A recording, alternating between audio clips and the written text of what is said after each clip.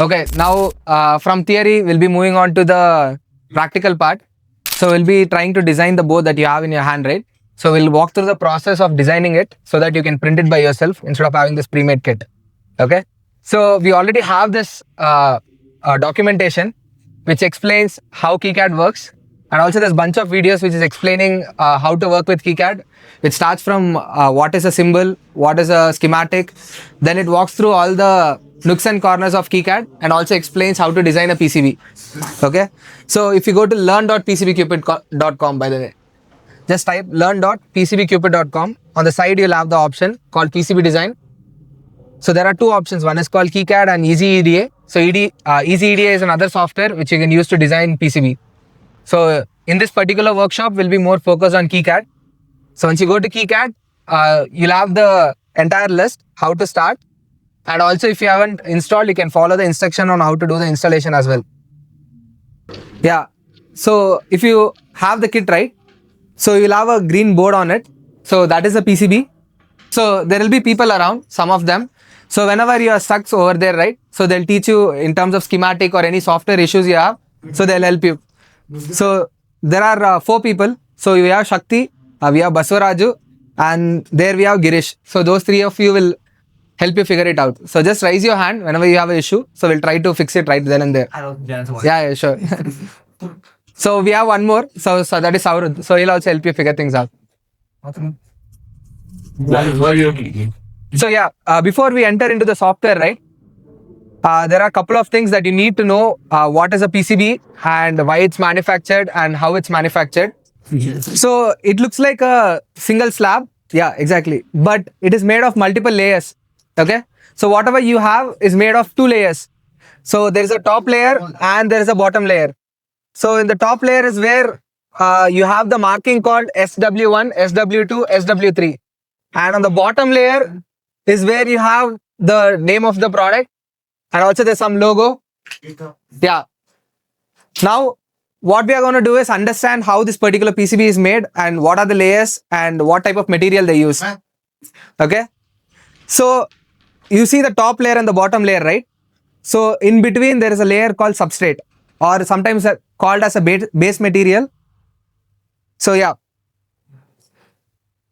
So, in the slide, if you see, there is a substrate which takes almost 80% of the PCB. So that is made of a material called FR4. So FR4 is a fire resistant material. Usually almost every PCB is made of FR4 or there are other variants as well made of different material. But almost all the material are fire resistant. So just to keep it safe from any electrical short or catching in fire and other reasons. Okay.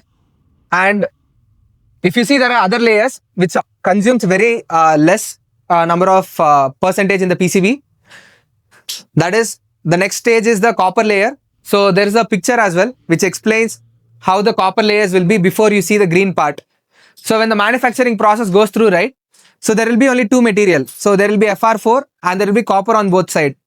So when we do the design, right, in the upcoming part, so the manufacturers will take the design and they'll do a process called etching.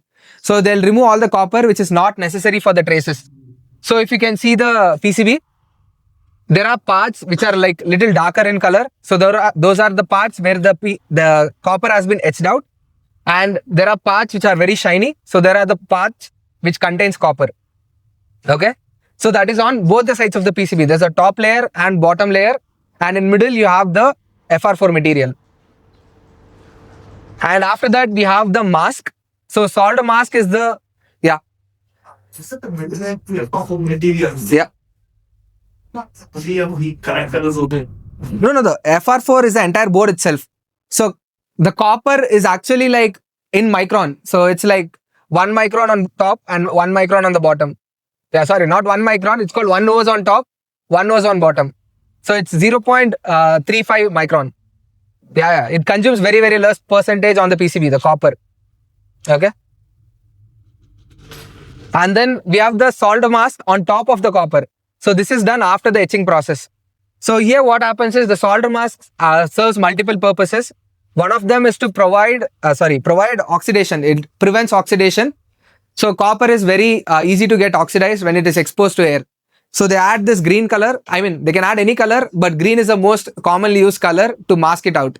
So the main reason for green is because it's very easy to inspect, and also you can easily figure out if there are any defects. But if you see any premium products, right, it will be usually done with black.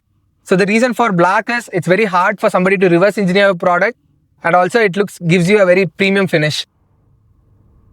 Yeah. Why black? I mean, it's very hard to see the traces. Also, if it goes any defects, right, you can't differentiate between which is copper and which is not copper. So if you hate open source, then you can use black. Yeah. So there are other reasons also. So all our boards are made using green in terms of, yeah. From these, how can I understand which one is copper and which one is not? Oh, on this? Oh, yeah. So if you are holding it on your hand, right? So wherever there is a darker green, so the darker green is like no copper. So wherever there is a lighter green, that is where the copper is. Can you see the difference? So you can see lines going across. Those are the traces which connects between one component to another component. So you got the difference, right? So first we have the FR4, and then we have 2 layers of copper, one on the bottom, one on the top. And then we add something called solder mask, again on the top and again on the bottom. Yeah, next. Yeah. After solder mask, we have something called silk screen. So that is a white material that you're seeing, right?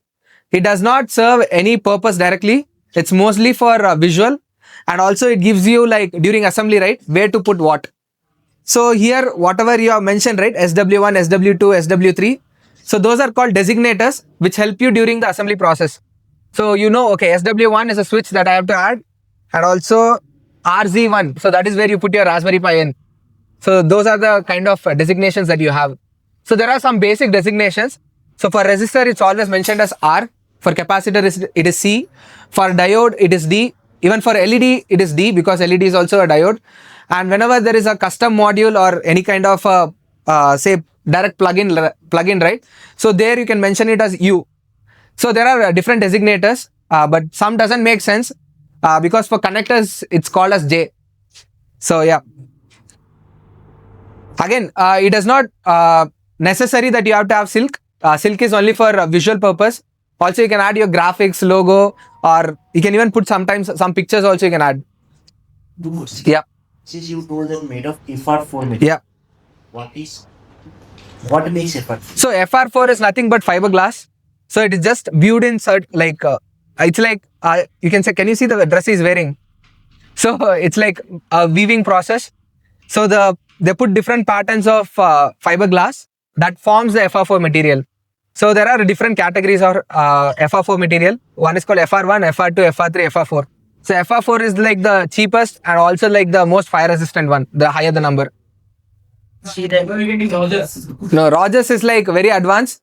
So that is like when somebody wants to have like a very, very high fire resistant, and there is also called a decay constant.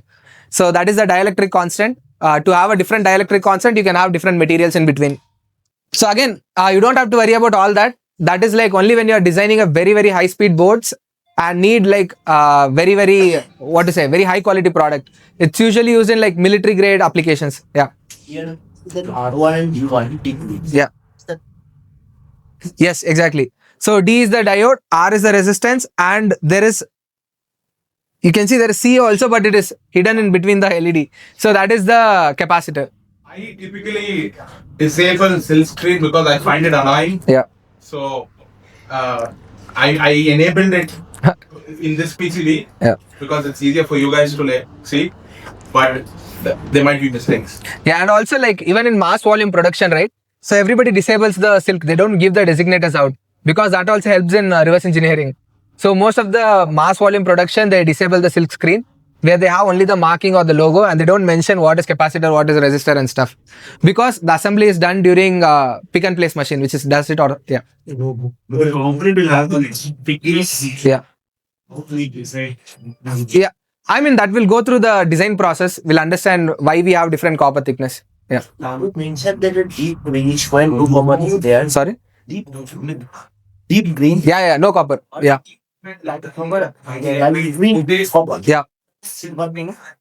Oh, that is the next one we'll be going. So currently we are in silk. Yeah, currently we are in silk. Dark is no copper. Yeah. So far we are at the silk layer. So far we understood about different layer. One is FR4, top copper, bottom copper. Again, top solder mask, bottom solder mask. Same way we have top silk and bottom silk. So the next step, where is the solder mask? Okay, that's not mentioned here.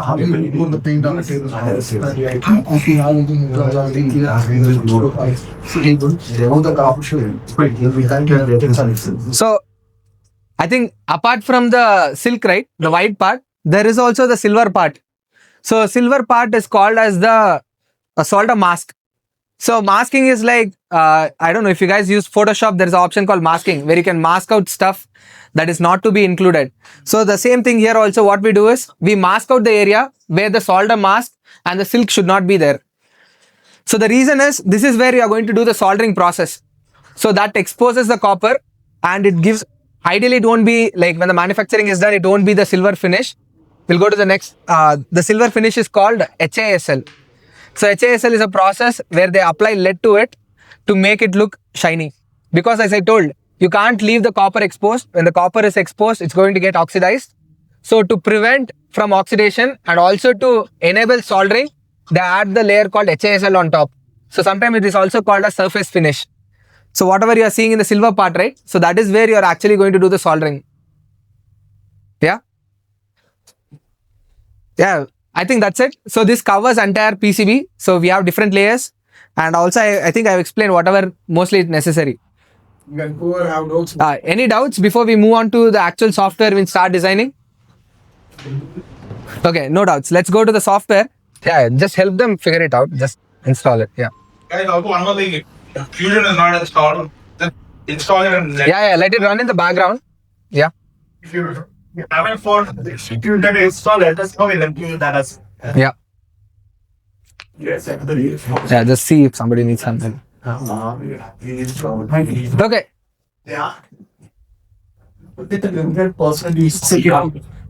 So when you open KiCad, guys, Harish. Yeah. So guys, when you open KiCad, right? So ideally you will not have any of these. So there are a couple of projects that's already open in our case because we were working on it. So in your case, it might be completely fresh project and the entire left pane you're seeing, right? It'll be completely empty. In this case, what you can do is go to File, click on New Project, and you'll have an option to select a template. Just don't worry about the template. Just click on OK. Default. Yeah, just keep everything default and click on OK. Yeah, keep it default. Just click on OK. And for the project name and the file location, you can decide whatever the project name you want to give. And also you can select the file location where you want to save this particular project. guys, one thing. We have folks here who will help you guys out if you run into anything. These two tables, some of the I will take. Shakti and Basudhara and Radha will handle those two. Yeah, done. Guys, you're stuck anywhere or need help with anything, just raise your hands and we'll come and Yeah. So I think you are here. And here, if you see on the, I don't know which is right, which is left. Okay. So you have like a bunch of options. One is called schematic editor, symbol editor, PCB editor, footprint editor, Gerber viewer, image converter, calculator, drawing sheet editor, and a plugin. So out of all this, today we'll be using only two of these. One is called the schematic editor and the PCB editor. So first, any project you start, right, you have to start with the schematic. So schematic is just a abstract version of the circuit that you're going to build. It does not relate to the physical world. Okay? No. Yeah, it's like it's like a blueprint that you just put everything into symbols. And then what we do is we take that symbols and then we convert it into a PCB. That is where it goes to the PCB editor where we actually start designing the board. So there are like a lot of reasons. It's mostly to, I don't know if I should say, but it's mostly like idiot proofing. You can actually skip the schematic and also you can directly do the PCB. But there will be a lot of things that you have to track manually in your head. So to prevent that, we usually start with schematic. There are a lot of checks that will be run by the software and then we do the PCB. So it makes sure that you make as less mistake as possible, because the PCB manufacturing process is very expensive, and also the boards are not recyclable. Once it's waste, you just have to dump it. Okay. So let's start with the schematic editor. So everyone is here? Yes. Yeah. So we'll not go through like very in depth about the CAD because there's a lot of features. We'll be using only the basic ones. So the first basic is how to navigate. So you can just use your scroll. It'll zoom in, zoom out. And I think if you're using your trackpad, you can just use your gesture to zoom in and zoom out. Yeah. And for pan also the same thing. You can use the mouse middle click. If you're using trackpad, you can use the right click and you can pan across. Okay. And also there are some shortcuts on the top. You have zoom. You can do the plus zoom, or we have something called fit to page. It will fit the entire sheet into page. Again, this whatever the borders you're seeing, right? That is just an abstract way of showing things that you can contain everything. It's not necessary the circuit have to be inside this sheet. You can like build it even outside the sheet. The PCB will be completely fine. But the sheet is done so that you can print it out and take a physical copy. So yeah, that is a basic. Let's start with adding some symbols, and we'll start with building it. Okay. Yeah, it is. I'll show. So yeah, first let's start with bare basic. First, let's try to understand how a switch looks, and then slowly walk our way through how to build your Raspberry Pi Pico form factor and everything else. So for the switch, right? These switches are already pre-built into KiCad itself. So we don't have to custom design any of the symbols for this. So to select a symbol, if you go to the third icon on the right side, you have arrow mark, then you have some symbol, and the third icon, you click on it, it will open up a window like this. So this is a symbol selector window where you can type the symbol that you want to find and then just add it. Okay. Are you guys on the page? Okay. Just search. Editor. No, this is not a symbol editor. This is a symbol picker. Yeah, this. Got it? So you can just search for switch SW. I think you'll find a lot of switches that pops up. What is that? Yeah, I'll just. Yeah, exactly.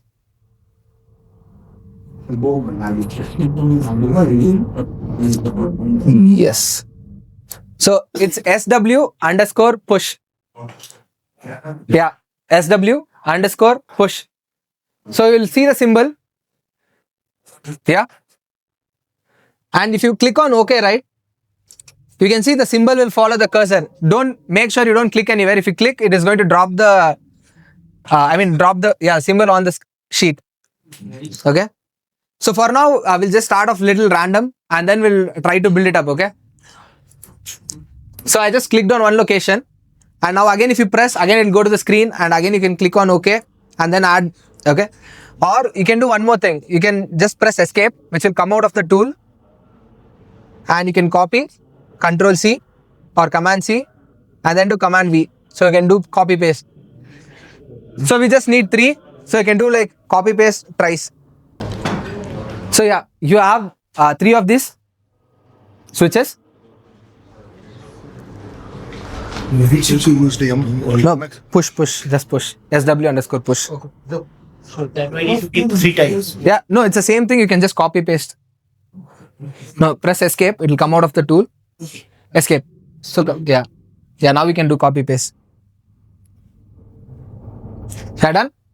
So next, we need the LED. So if you see there is a LED, right? D1 and D2. So we'll find that. So there is a shortcut. You don't have to click on that button always. Just press A. It will pop the window open. And there you can search for WS 2812B. So I've done a copy of the WS 2812B twice. And we have 3 switches. And we are still missing 1 resistor and 2 capacitor. So we need to add those. So you can do the same thing. Press A and just type R for resistor. And the resistor shortcut is just R. You don't have to completely type resistor. It'll just show up as R. And next, for the capacitor, it is just C. Do the same thing. Press A and then C. Yeah. This is a capacitor symbol. If C does not work, just type CAP, cap, you'll find the capacitor. So it'll be mentioned just as C. Okay, there's one more important thing. Even in the resistor and capacitor, right? These symbols are not agreed on. Once again, the symbols are not agreed on universally. Okay, there is a standard in US and there is a standard in Europe. So you can follow any standard. There is no strict rule. Usually it comes up to the company standard what they follow. But in your case, if you're doing it for personal project, whatever you prefer, you can go with that standard. Whatever it makes you comfortable with it. Yeah. Wait, I'll just go to the resistor. Yeah. So this is the US style, where you have the resistor with zigzag lines, and this is the European standard where it is just a box. So I usually prefer using the box. I mean, the reason is very simple. KiCad is built by a European company called CERN. CERN is the one who is maintaining KiCad. So I just want to stick to the same flow. So I just follow. Yeah. Is this CERN? Yeah. Large Hadron Collider. They are the one who is maintaining the KiCad. Yeah. So LHC. Yeah. So guys, until here it's done. So we can start with the connections. So there are a couple of things that is still missing. Like we haven't gone to the RP2040. So I'll teach you how to add that later because that is not by default available on KiCad. Yeah. First we'll start with the rest of the connection and we'll finally add the RP2040.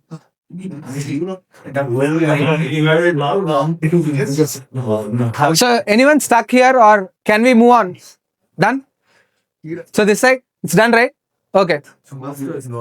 So yeah, the connections, usually you need to start thinking in a way what makes sense to you. It's a very vague question. I mean, it's a very vague answer. But let's say you have a controller. You need to think what is the first thing that you want to control and start the connection from there. Let's see. In our case, I'll start with the LEDs first. Or you can also start with switch. There is no, fixed way to start. Okay. So we'll start with the LED. So usually how it happens, right? How do you find out what the connection has to be and how the connection has to be done? You need something called data sheet. So what we usually do is just search WS2812B on your PC. Yeah, guys, this is the data sheet. So there are multiple manufacturers for the same IC. You can use any of the data sheet because they follow the same standard. So we'll quickly see how to look into the data sheet so that you'll figure out how to do the circuit on the KiCad. So usually every single component, right, there is something called application diagram that is by default given in given in the data sheet itself. So because they're selling the component, they need to teach you how to use a component as well. So now we have WS2812B. We need to see how to use this particular component.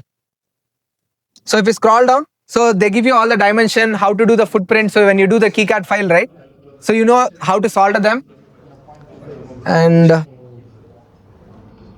yes, this is the application diagram for WS2812B. So usually this has 4 pins. One is a power, one is a ground, one is data in, one more is data out.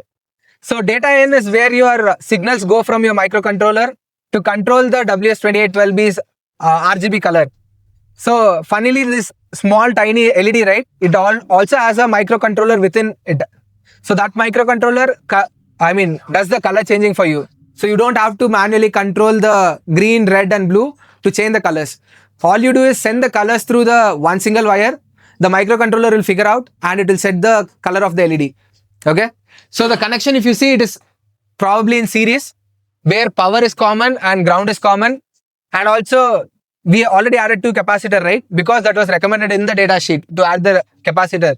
Same thing, if you read through the data sheet, you'll also figure out the resistor need to be added before the data enters the WS2812B. So that is why we have a resistor.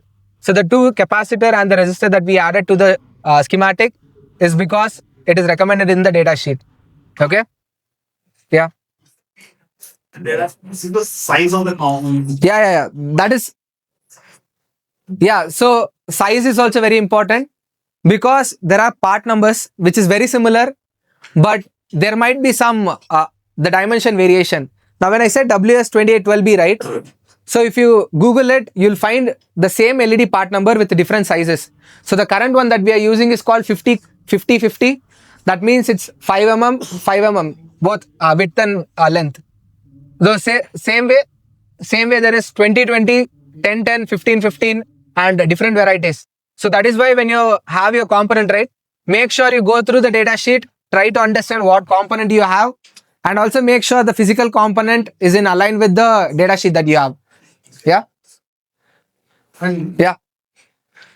one more add to that. One second. What has the size of the capacity? Like it doesn't measure the capacity. So they don't usually measure the capacitance size. I mean, the capacitor can be of any size. So size doesn't matter. It's usually the value of the capacitance. So the size can be very tiny and the capacitance can be very high. In this, if you see, the capacitance is given as 0.1, that is 104 is the code for capacitor. Just like how you figured out the resistance by the resistance band, right? So there are different codes for the capacitor as well. So 104 stands for 0.1 UF. Okay? Okay, guys. Just one more point I want to add over there is, whenever you are adding like component, try to add, while you are searching, try to search for the full part number. If you're seeing 182B and then there is 182 also, there is one component, and 182B also one component. Yeah. If you just navigate between those two, you can see a difference. One is 6-pin, one is 4-pin. Yeah. So that's why I told. Your part number need to be fully perfect, or else you know how to read the data sheet, or else you already you see the components, then you need to choose those things. So yeah, make sure that is why you have double check your data sheet. Make sure the same component that you have is the same component in the data sheet, and also the same component in the editor or the PCB that you are going to design. Okay? Yeah.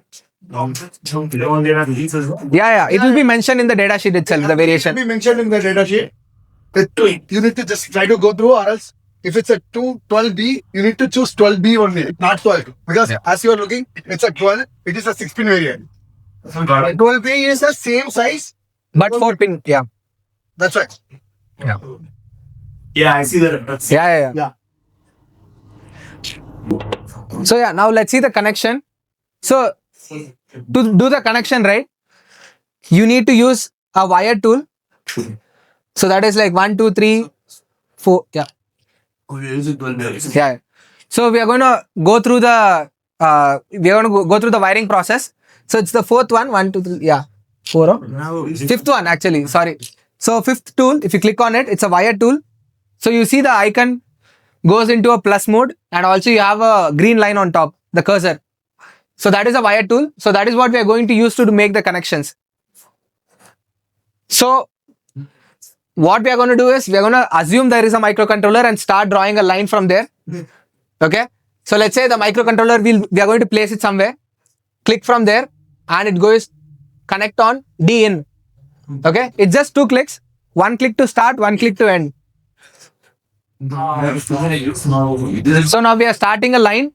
That is the input that is going to the D in. So D in is your data pen, where you will be sending what color of the light should be. Okay. The fifth tool, it's a wire tool, fifth tool from the top, or you can press W is a shortcut. And the way the wire tool works is you just have to click one and again click to end. Yeah. This is a fourth one, right? Yeah. That is not 6, that is a capacitor. Oh, sorry. Yeah, done. So guys, yeah. In the context of this macropad, what are the LEDs doing? Like, what are they? So macropad is to just give indication when the button is pressed. Yeah, it's just a RGB button. When you press, it change the color. So 2 RGB, yeah. Because 2, I mean, there are 3 buttons. I don't know why he designed with 2. Maybe he forgot. I mean, it can be mapped to anything. So the firmware we are using, right, it can do any color, or it can keep the LEDs always on. Yeah, no. We have it in GitHub. I'll just show you how to add it from that. Yeah. Yeah, guys. Okay. So we did one connection. Now we are going to do the next connection. So the next connection is going to from D out to D in of the other LED. So this is called daisy chaining. So where one data is passed to the other one through the LED itself. So the number of pins that you need to control the LEDs is only 1, and you can daisy chain as much as you want. Okay. So again, just click to start and again click to end. Yeah. Now let's say you want to move things around or you want to move the resistor capacitor around to make sense. You can just click on that. There are shortcuts to move. M for move. Okay. It will start moving. And R for rotate. Okay. R for rotate and M for move. So one question. With daisy chain is the connecting with this one. Yeah. Yeah, that means. Yeah, the entire thing will go wrong. So it's like a trade-off. Yeah. Like less number of pins. And also easier way to use it. Yeah. You connected the point number UL4 for you, it is showing that. Is it working fine for me? Oh, you have done it? Yeah, it's correct. D out to D in. Yeah, it's correct. Any other port is connected? Sorry? Any other point you connected? No, it's not connected. It's just floating. We'll connect something there. Yeah, just to make sure they understand I done. Yeah. Just click again. You just click again. It'll be done. Yeah. Guys, now we'll power the LED. So far, what we have done is the daisy chaining the LEDs. Guys, now we have to power the LEDs. So to power, we need a positive voltage and a negative voltage. I think Kailash was explaining, right? It's like a potential that you have to give. So the LED starts glowing. That we have to add. But as per data sheet, you can't directly give power to the LED. We need to also have a capacitor. So first we'll place a capacitor and then we'll add the power on top of that. Okay. So if you want to move the capacitor closer to your LED, click on it, press M to move and R to rotate. So I'm just placing both the capacitor close to the LEDs. Yeah. And then I'm going to connect one end of the capacitor to the VDD pin on the LED. So these capacitors are not polarized. So polarized means they don't have positive negative. So in any direction you can connect them. Okay. So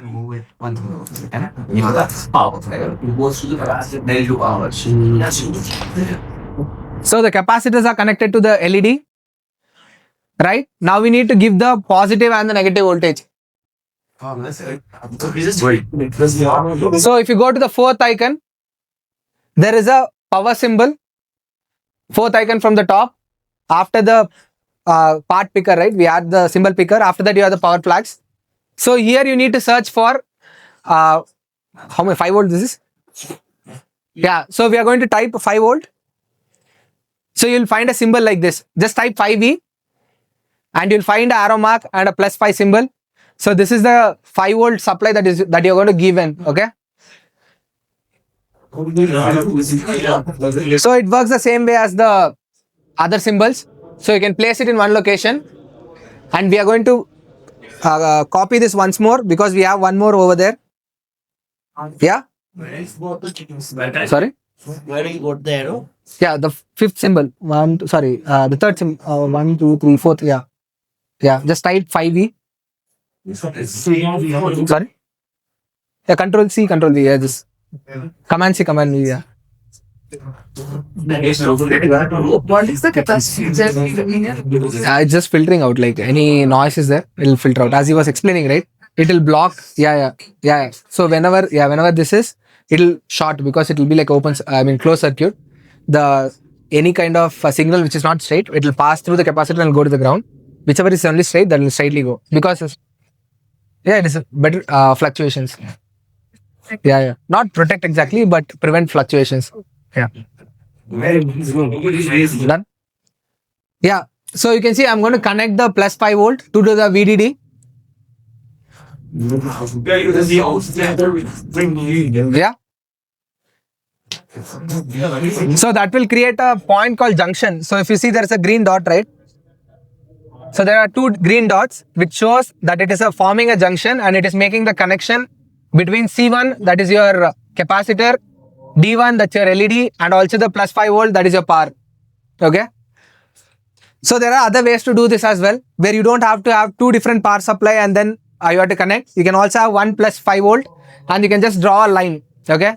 These are just abstract representation. It's not like actual power supply that you are going to give in.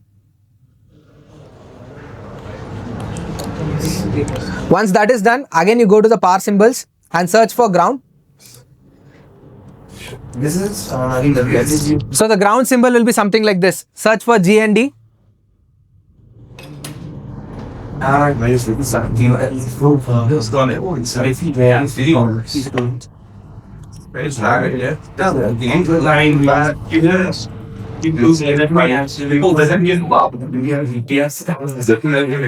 you can have one power as well, one, and you can just do the connection. I have done just to keep it very clean, that's it. Okay, so you add the two grounds and we are going to connect the VSS to that. Yes. No, VSS is not a supply. VDD is a supply. So VSS means ground. Yeah. No, that is VCC. VCC or VDD. VSS is always ground. The symbol? That is earthing. They do actual earthing, that kind of ground. Yeah. We can use that symbol as well. It doesn't matter. Yeah. So yeah, one more thing that we're going to see is there are two parts from the capacitor, right? That is not connected to anything. Okay. So we can do the connection something like this. This will work, but it's very confusing. Let's say somebody else is looking at your circuit.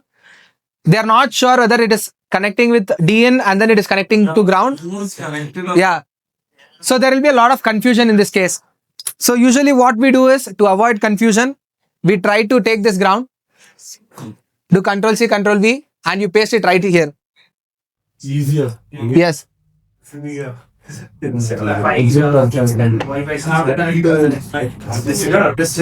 Done? And also now you'll be wondering what to do with the one more pin over there, pin 2 on the second LED. It's not connected to anything. The same question KiCad also will ask what to do with the pin. So it will throw you as an error when you're trying to convert it into a PCB. So to prevent that error, we have something called no connection flag that we need to add. That is over here. The shortcut is Q. This is 3, 6, 7, 8. So the 8th icon, right? That is called no connection flag.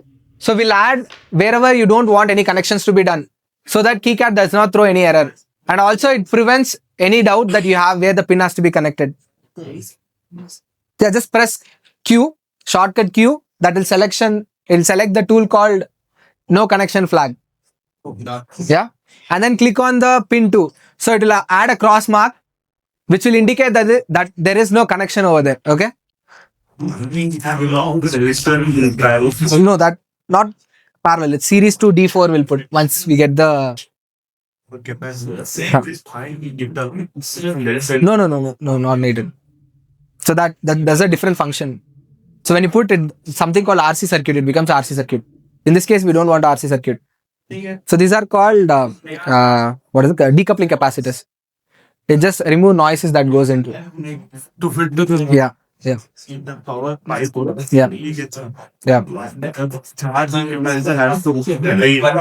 It won't drain. It won't drain. It will always hold it 5 volts. It will hold 5 volts. Sorry? It has to drain at some point. Yeah. As soon as you turn off the circuit or the LED wants to turn off itself, right? Because it has a microcontroller, it will drain through the LED. Yeah. That happens to old LEDs. This will instantly turn off the switch. Yeah. Even 1%. Yeah, exactly. Yeah, exactly. No, it will discharge through this ground, but there should be some potential, right? So the LED will have the potential and come through the LED because the power will cut off plus 5 volt. Exactly. There will be some power in the LED. So you need a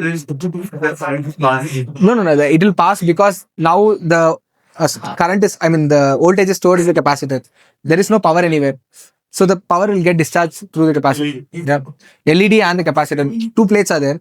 There will be some charges here. No. There is some charges in this capacitor. One plate. There is some charge in the other capacitor. So this plate will discharge to ground. This plate will go through the LED and to ground. Yeah. Okay, done. The break is there after this. We'll just finish. Yeah. Done.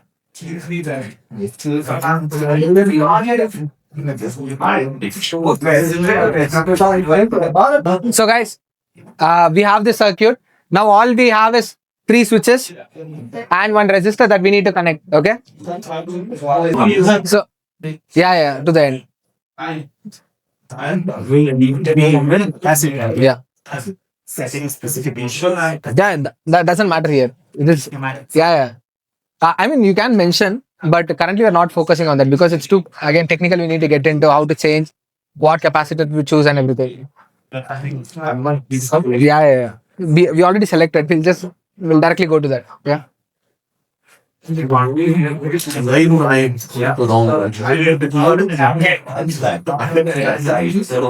Guys, until here everybody is clear. Yeah. Any doubt until this? So now just with this basic, right? How to add a symbol, how to add power, and how to move things around. You can actually do any kind of circuit. It doesn't matter whether it's LED or any kind of complex circuit. Most, like 80 to 90%, will only use this feature. Whatever the additional things are there, right? Most of them are for decorative, or it's just like an efficiency tool. Okay? You can just use this bare minimum and make as complex as you need. But for now, we'll just stick with this. And there are again more, we need to add the microcontroller, but I think we are going to do some shortcut to get the microcontroller in, okay?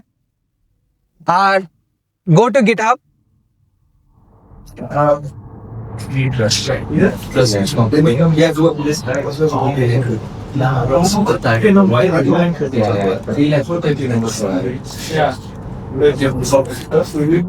Balu, this is the Balu B, right? Email, I mean the, wait 1 sec, I want to confirm. It's Balu B. Yeah, just go to github.com/Balu B. Okay. So you'll be in this repository. BA. No, that is too long. BA. Yeah, LUB. Yeah.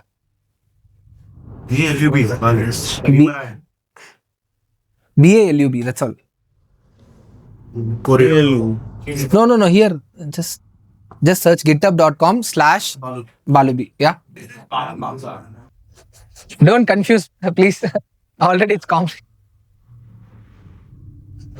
So there is a process in KiCad. Whenever there is no symbol, right? For example, this RP2040, there is no symbol for it because this is like a very brand new microcontroller, or it's a custom microcontroller. KiCad by default, it does not add it to the library. In this case, what we do is something called, so by default, what happens is we don't, we need to create the symbol for it, okay, from scratch. And the symbol making process is very complex. We have the documentation I showed you, right? The learn.pcbcupid.com. We have a documentation explaining how to do your custom symbol and how to import it into KiCad. The thing is, we can do that, but it's going to take a lot of time, at least another half an hour just to do one symbol because a lot of people are there. So we're going to take a shortcut. We're just going to go to GitHub. We're going to download the KiCad file and we're just going to copy from there and paste it into our existing file. Okay? Sorry? Yeah, we can do all that, but again, it's going to be a very complex setup. The setup itself, it's going to take a lot of time. The symbol is for microcontroller? Yeah, the current symbol that we are going to take is for the microcontroller. Okay? See, like oftentimes you might be using a sensor or you might be using a font that is from another way, right? And that the footprint of the symbol for that is not natively available in KiCad. Yeah. So you'll have to import it from a third party thing. So the RP2040 is not natively available in KiCad. So we're going to show you how to import the, like, No. you can think of it like, Again, the importing is also a complex process. You need to understand the structure of the KiCad itself so that you understand how to import and use it properly. But we are going to take another shortcut where we're just going to copy and paste it directly onto our files. Okay? So yeah, if you go to the repositories, the first repo, whatever you see, yeah, pygmy-corridora. So that's the project. So either if you use, if you are very familiar with the software development, you can just clone it. So in this case, I'm just going to do like download zip. Single or multiple? No, it's the entire repository that we are going to do. So just download the entire, yeah. So if you are a software engineer, please clone the repo. If you're not, just click on download zip and we'll get over it.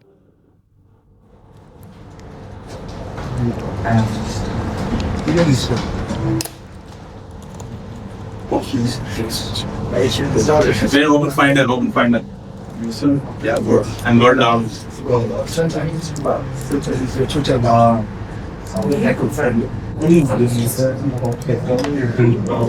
No, I open it for. Yeah, it'll download. Yeah, when you download it as a zip file, you need to extract that. Make sure you download and extract the files. Yes.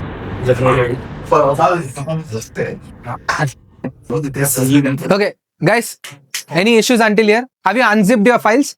Yeah. Done? So again, here you'll have the same structure of the files. You'll have the .pro is your project file. There is a schematic file and also there is a PCB file. Make sure you open the project file, not the schematic file directly. Okay? If you open the schematic, it will open as a standalone file where you can do all the edits, but it won't sync with your PCB. So if you want it to sync with your PCB, make sure you open only the project file. It's called KiCad _ pro. .KiCad _ pro is the project file. Open the project file. So you should not directly open the schematic or the PCB file. If you open it, is going to open as a standalone application, and it won't sync between your schematic and the PCB. So always your schematic and the PCB have to be synced together. So yeah, so that you open your KiCad project file, not the symbol and the footprint file.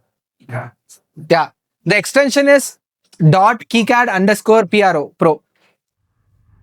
KiCad had 2 instances. What? Both access. Yeah. Ah shit. Yeah. What are you using? Mac? Yeah. Saves. You can see, don't see lines. Okay. Yeah. Then okay. Okay then. Wait. Okay, 1 second. We are not going to do that. Okay, leave that. If it is asking you to close the file, open standalone, open schematic. It is KiCad _ sh. Okay. Yeah, that's not working. It is clashing in Mac. Yeah. Oh yeah, you open the Pro. We need the schematic. Can you click here? Yeah, that's the point. We are going to copy paste. It's going to take a very long time if you want to do all of this from scratch. But we can't open use schematic. No, you open the schematic. Directly open the schematic. It will open twice. Just open the schematic file. I open the schematic file. But the previous one which I was working on. Yeah, that was That closed. Where is it? You have saved that? Yeah, I saved it. Yeah. Closed. How do I? This is some use Mac for a very long file. Open reset. This is one.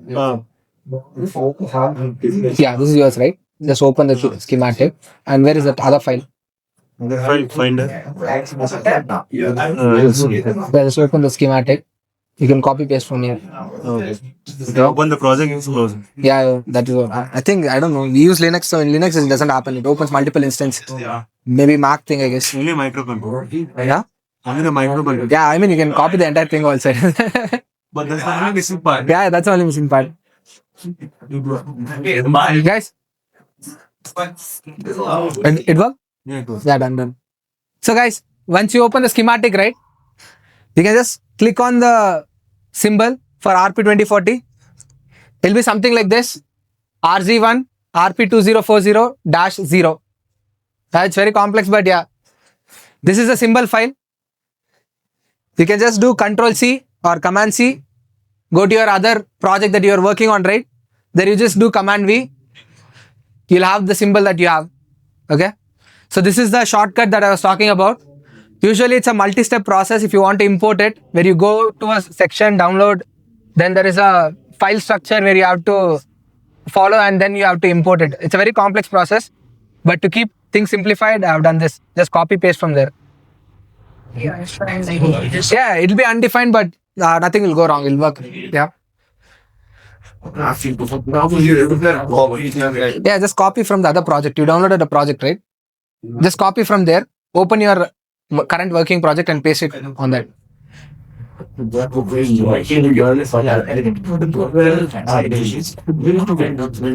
So guys, until here it's done.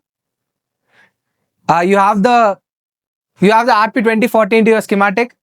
We'll just quickly finish this. Yes. Wow. Using me on more than hobbies are all you mean. You want to hobby this. You want to hobby it. And if So first, I'll just cancel the pins that we are not going to use in the schematic. I mean in the symbol. So we won't be using anything apart from 0, 1, 2, 3 and 4. Everything else we are going to cross mark except for the power lines. Okay. Just use the no connection symbol and close the. I'll just do that.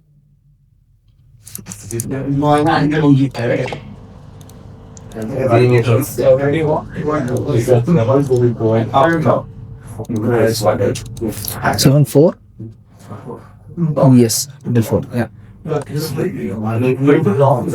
So until here it's done. So nothing. I've just put no connection flags on things that we are not going to use. Yeah. So this is to just prevent that you accidentally don't connect something wrong. Okay. Then we'll do the power connection. So, just like how we did for the LED, right? The same process will follow and we'll do the microcontroller as well. We'll quickly finish this and take a very short break. So I'll just finish how to end the schematics. So we'll take a break and then come back for the PCB, okay? So to finish the schematic, right, there's very less things that is remaining. One is we need to connect our switches to the microcontroller and then we have to connect our LEDs to the microcontroller. Yeah, and the resistor is already connected. The resistor is connected to the... Huh? What? Yeah, DIN. Yeah. That is the LED input basically. Yeah. So guys, we'll do this quickly. Where is he connected? Okay. So the LED is connected to GP3. So you can do the same process. Click on it, draw a line and connect it to R1 which connects to DN. Okay.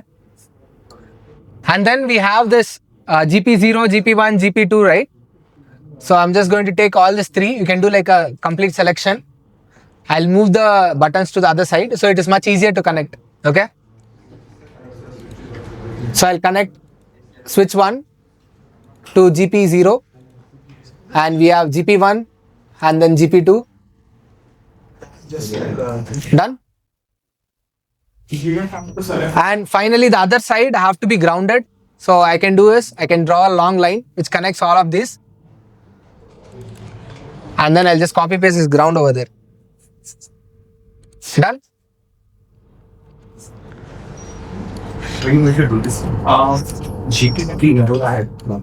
Any doubts?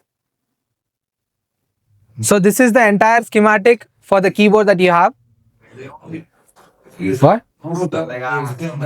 No pull up. It's onboard. Bro, some of them have the copy. They have net labels. Yeah. I mean, you just send them. No, you ask somebody to fix. Yeah, guys.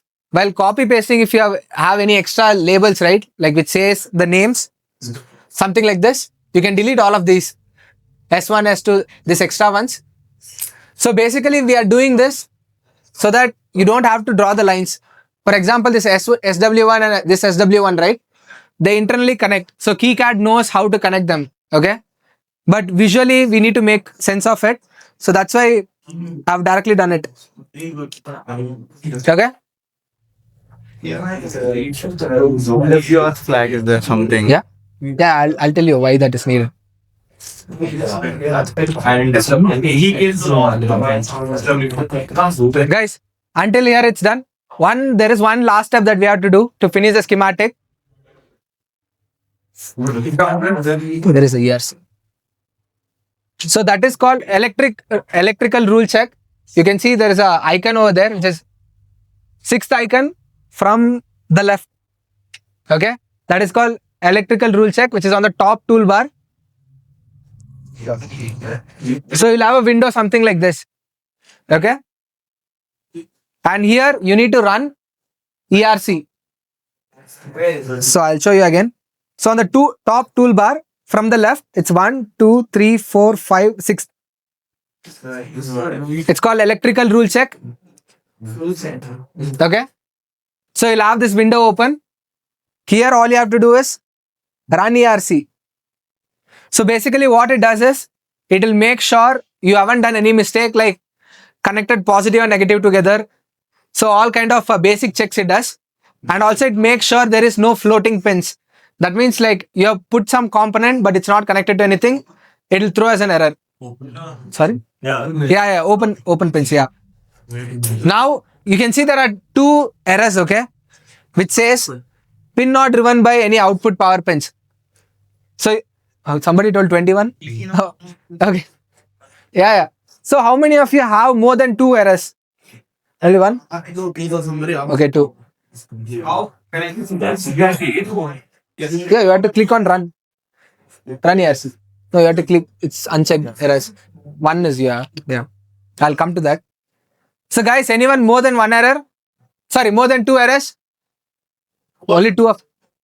Okay. You will. Okay. Mark them. Oh yeah. That's it. Done. So I'll just quickly explain what are these 2 errors. Okay. Whatever I was mentioning, right? For power supply, I was telling you put 5 volt and put ground. So we know visually that this is the power supply, but KiCad does not fundamentally understand what is a power supply. So KiCad has a special net for it, or you can call it as a label that we have to explicitly tell this is the power supply and this is the ground. Okay. That is called the power flag. We need to add a power flag to our power supply. So again, go to 3. So if you go to the 4th tool, right, again to the power tool, you search for PWR _ flag. So this is called as a power flag, which tells KiCad where the power supply is starting and how it ends. That basically you have to put this power flag on your +5 volt and also on the ground. So if you see the schematic that you have from the KiCad that downloaded, right, there are 2 power flag which is attached to your Raspberry Pi Pico. I mean, it can be attached to any +5 volt and also to any ground. I'm going to put it near the LED because we have a lot of space there.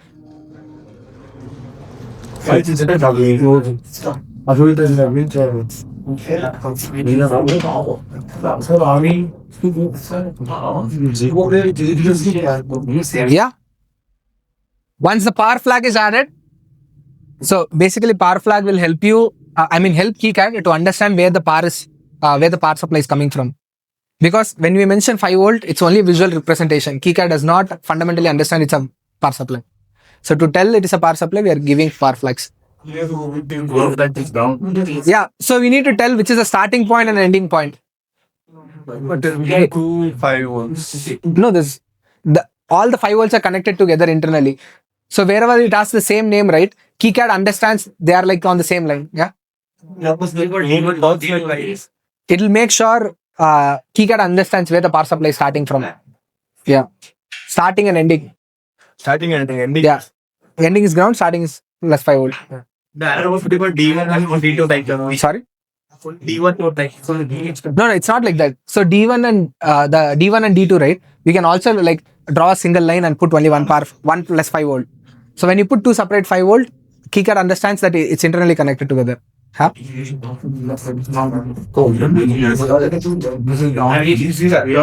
Guys, once you have added the power flag, do the same thing. Run your electrical rule check. Once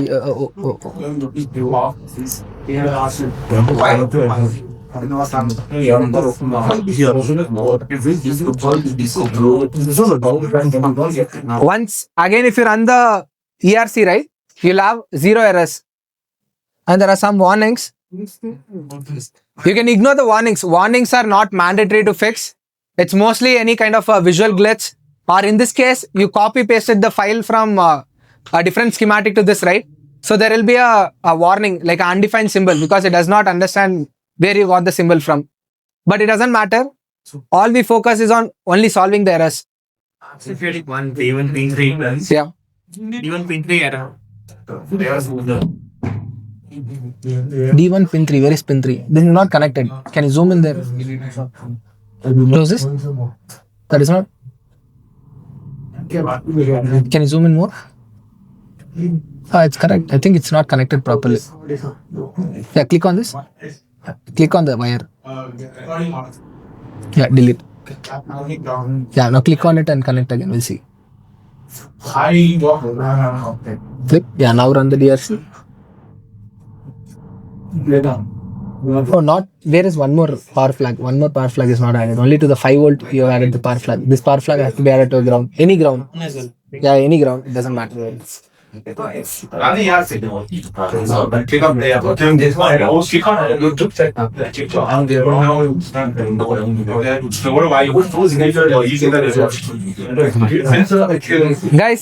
any doubts? Yeah. Yeah. Yeah, D4 to the resistor. I mean, schematic is behind you. Trying to do the white connection. Yeah, I think you have changed. You change. Press some button. That's why. So it's called grid now. You can go to grid settings. Oh, Mac is very difficult for me. No. So there is something called grid settings. You have changed the grid settings. Press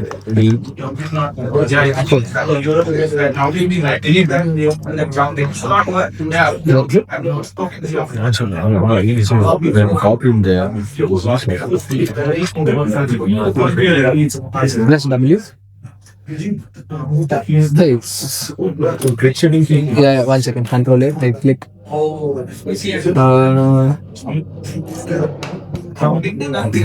Yeah. That's 50 mil. That is correct. Align items. Yeah, now it will work. Yeah. I took the PCB from you. Yeah, now break. Guys, so that's it for the schematic. We'll take a very quick break, 5 to 10 minutes, and we'll come back and finish the PCB design. Done? So any questions? Any questions? Please reach out during the break, okay? Yeah, we finished the schematic. The next step is going to the PCB editor and where we'll be actually designing the PCB. So far, whatever we have done is only the abstract level. Now, there is a intermediate step. How do you link your schematic and the PCB? So there is something called footprint assignment to do the intermediate step.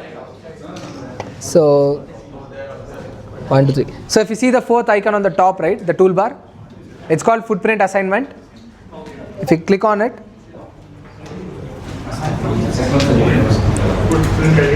or assign footprints. Yeah, assign footprints. So you'll have a list of things, something like this. Can I zoom in? No, I can't.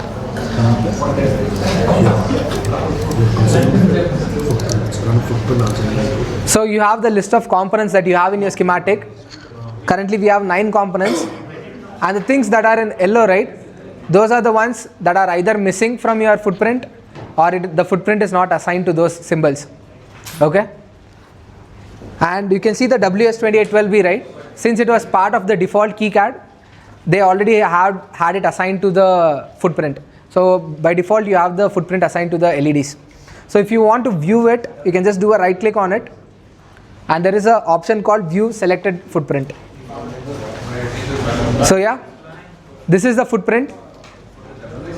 It's the exact same navigation that you can do on this editor, where you use scroll to zoom in and zoom out, and middle click and drag, or right click and drag to pan across the screen. So you remember, right? Now when you go back to the data sheet, in the data sheet there were a similar diagram with all the dimension that they mentioned. So I'll just quickly show that. So yeah, when you have the component, right, you go to the data sheet and you see the dimension of this. For example, they have mentioned the dimension, what should be the pads, what should be the length and width. So you basically go to the footprint viewer, there is an option similar to a scale on the left side. You click on it, you can measure. So you click to start and click to end, and you can measure the width and length, and you just make sure it matches the whatever is in the data sheet. So this is how you make sure that you don't get surprised, because when you design something, right, it's very hard to perceive how big the component is, because this is like an infinite canvas. you can't perceive the size of the component. It's very easy to get lost. So usually use this tool to make sure the size of the component is same as this and whatever is in the data sheet. Okay, so I just close that window. So you can see for two of them it is connected. And now for the capacitor, right, there's a bunch of filters that we can add and select the capacitor. So we'll start with assigning the footprint to the capacitors. So for capacitor, can you see there is 3 icons over there on the top? Those are called filters. So we are going to enable those filters and explain what those filters are for.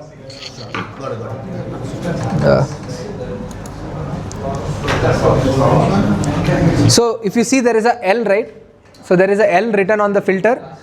That is filter by library. So basically when the filter is enabled and whenever you click on one of these libraries, right, it shows only particular to that particular library and nothing else. This is enabled, yeah. So you can see if I click on this library called connector, it shows only things that is related to the connector, nothing apart from that. Similarly for now we need only things that is related to the capacitor. So what we are going to do is select the capacitor underscore SMD because that is a capacitor that we are currently using. It can also be any other capacitor. So the way you choose this capacitor, right, one is you need to know what should be the size of the capacitor. Let's say you can even put a bigger capacitor, it will be the same, but let's say you're doing something very miniaturized, you need to put a SMD capacitor. In this case we wanted it to be flat, that's why we chose a SMD capacitor. Also the size of the capacitor, it has a convention. So it's like 1206 is like a bigger capacitor, 0805 is a much smaller capacitor, 0603, then 0402, 0201, and again there are capacitors smaller than that. So usually that human can solder would be something around 04 to 02, but like if you are a very experienced person, you can also push it to 0201. Is it this like this will affect dimensions and some characteristics? Yeah. No, the characteristics of the capacitance will remain the same, but there will be a limit. There will be a voltage limit to every capacitor sizes. Let's say if you want a very large voltage that is going to go to your circuit, then you need to put a much larger capacitor. Let's say the voltage level is much lower, then you put a smaller capacitor. So these all the presets like Yeah, KiCad by default has those presets. So just click on the capacitor SMD. It will show you all the sizes of the capacitor. Okay. The first, the whatever is on the leftmost. Filter by library. Yeah, filter by library L. See, I click L. No. C. Capacitor SMD. Oh, Yeah, you need to. Yeah, I mean you need to click this to first select. It is selected now, and then you click that. Yeah, this is the libraries, and this is the. See, for now register. Yeah, it is not changed because you haven't selected the library. This is the library. This is where you have to assign it. So you make the selection here, then select double click, then it will get assigned here. Okay, but if I select all 3. Yeah, then click on register. You are not clicking on register. Okay. Yeah, register baralla direct. Okay. WSK. Yeah. Capacitor generated, you have to click. Yeah, exactly. Because KiCad does not know by default what, because, yeah. So, yeah guys, back again. So what we are going to do is, we are going to select the capacitor, which is 1206, 1206, right? So we are going to select the capacitor size 1206. For that, just select the second filter as well, that is filter by number of pins. So there are some capacitor which has more than 2 pins. So that is the reason we do filter by capacitor. You can see the number of capacitance will decrease here, but it's very hard to see, but yeah. So we have 2 filters enabled. Next, the third filter will filter by symbol footprint, okay, but we never use that, so you can ignore that. Only the last 2 filters you can select, and just type 1206 on the search bar.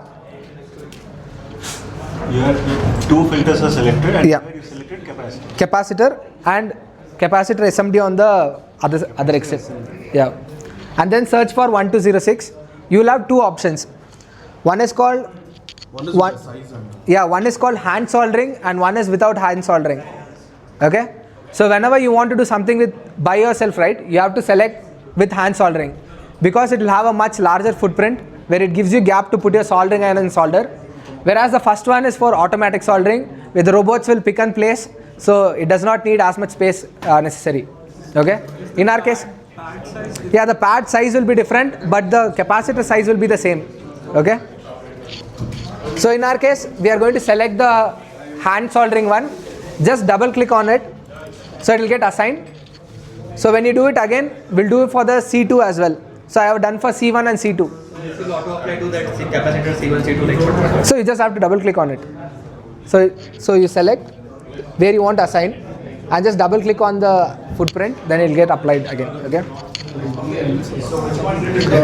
Now we'll do the same thing for the resistor as well. So select the component there where you want to assign and then scroll down. You will find the resistor underscore SMD.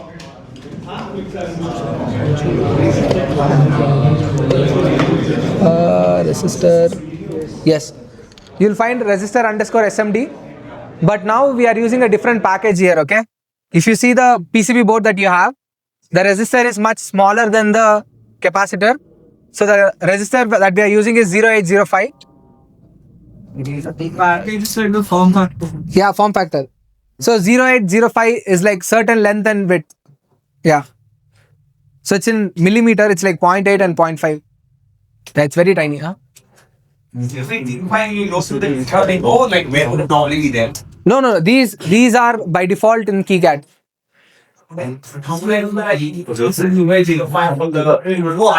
Yeah, it's no, it's yes, a surface mount device. So it does not have okay, I'll explain quickly that one also. Yeah. So yeah, before that, one more thing. So whatever the PCB you have, right? There are some holes which is without any copper. There are some holes which has this shiny metal parts. Correct? Where the holes are with shiny, right? Those are called through hole. Okay? So why it meant through hole is you put your component there and you solder on the other side. It's not on the same side. Whereas now we are selecting everything with underscore SMD, right? SMD stands for surface mount device. So basically it helps you solder on the same side. So you put the component, the soldering is also done on the same side. Whereas for through hole, you put the component on one side, the soldering is done on the other side. Okay? Yeah, surface mount is difficult for us to solder, but surface mount reduces the cost of manufacturing because the robots have to do is just pick and place and the soldering is done through an oven, so it's much easier to solder. Because if you do two ways, right? When you put the components, when it flips, it's very difficult for robots to solder. I mean, there are machines which does it, but it's very quite expensive and until and unless you do in millions, it does not make sense. Yes. Yeah. Yeah. Yeah. Yes. Yeah. No oven, but we'll teach you how to do it in hand, like the soldering iron. We can still do it in hand. Yeah, we can still do it. It's not tiny. There are tiny, much tinier ones. Yeah. So for resistor, it's 0805. Make sure in the resistor underscore SMD. And please select the hand soldered one for everything. And we are very lucky because the switch, right? We use something called Cherry MX. That is the footprint that we use. That is also by default available in KiCad. So we don't have to like download or do some custom thing for it. So now we can just disable all the filter. You can disable all the filter and just search for Cherry MX. Or you just search for Cherry, you will get it on the top. Okay, just search for Cherry. Okay. The reason we are not doing filter for this is because it's on the top. The first, whatever you see, right? That is a component that we are going to select. Whereas for the previous one, we have to dig through a lot of things. That's why I made you guys enable the filters. Okay. So what we are using for this particular one, right? It's called SW Cherry MX underscore 1.U underscore PCB. Okay. The first thing. As soon as you search Cherry, whatever is the first thing you see, that is the component that we are going to use. What is plate? So plate is another part that when we go to CAD, you'll understand. No, I disabled all the filters. Just search for Cherry. What is this? Yeah, all the three. Yeah. And please apply this to all the three. Yeah.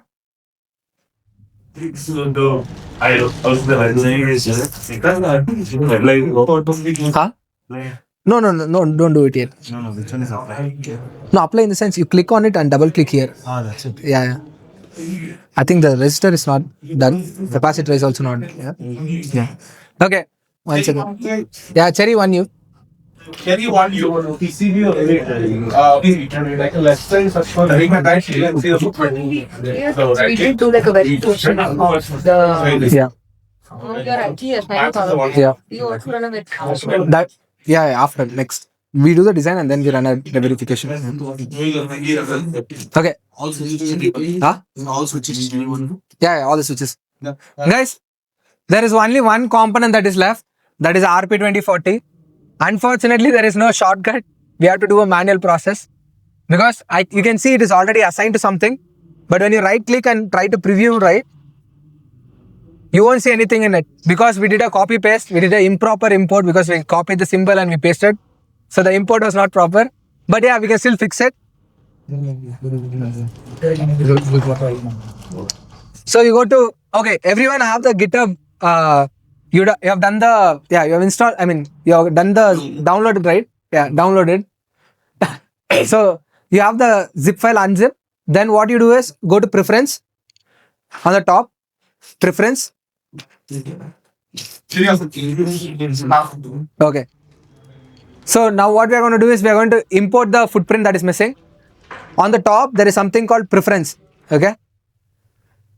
Can you guys see preference? Under that, we have manage footprint libraries. Yeah? What?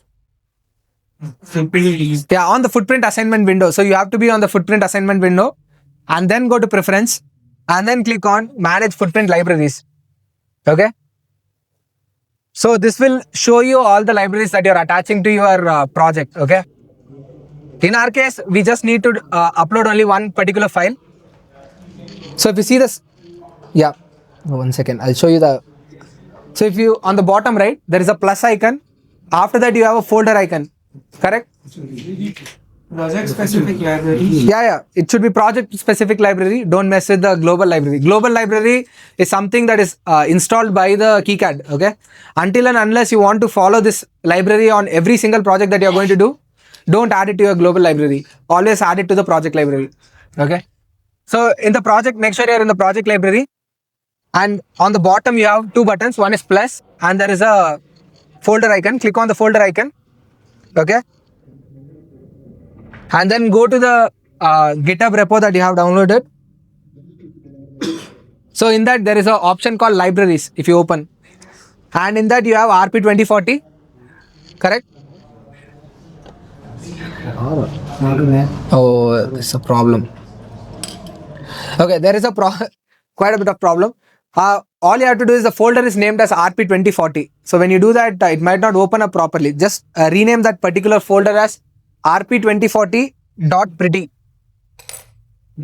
Pretty. Pretty. Yeah, rename the folder to RP2040.pretty. Yeah, that is a convention KiCad uses to identify where the library is located. Yeah, by default it is named as RP2040. That's it. But yeah, it's a folder that we want to rename. KiCad looks for the folder and then picks the file from there. You never thought folders also have extensions? Yeah, I don't know why they have done. So yeah, once you have that, just click on open. Yeah. And you can just click again open. And you can see it takes some time and it'll try to figure out the library and it will parse it and it will try to load it. Okay. Yes. Can you tell the capacitor name? Sorry? I was not paying attention. Capacitor? Oh, wait, let it load. Okay. Why is it taking so long? Is there like a repository or something like that where you find all these custom components? No. There are some open source ones, but usually we don't trust that because you don't know whatever they are doing is not properly verified. We found a bug in KiCad. Very unfortunate. So the bug is very simple. There are multiple files inside, right? For some reason, the STL file is causing the KiCad to crash. So, STP file. So please move the STP file and the symbol file to somewhere else. The files, you have multiple files inside. Move that files to somewhere else. Keep the mod file. Yeah, only the mod file need to be inside the folder. Okay. No, the other two files are for 3D, like to visualize in 3D. Mod file is the footprint file. That we have the tutorial, like I showed you the documentation, right? In that it is there how to make a custom one. The thing is, it'll take a lot of time. That alone is like a separate. Yeah. Yeah. Yeah. Use the KiCad software to do it. Yeah. Yeah. Wait. I'll walk through again. Yes, close. You're close that. Oh, there's a task manager. Yeah. Okay. Is it better than Windows? Yeah, bro. You close the minute. Windows task manager only will crash. KiCad. Enter. It'll load. Hopefully it is saved. That's all. No. I'll take it.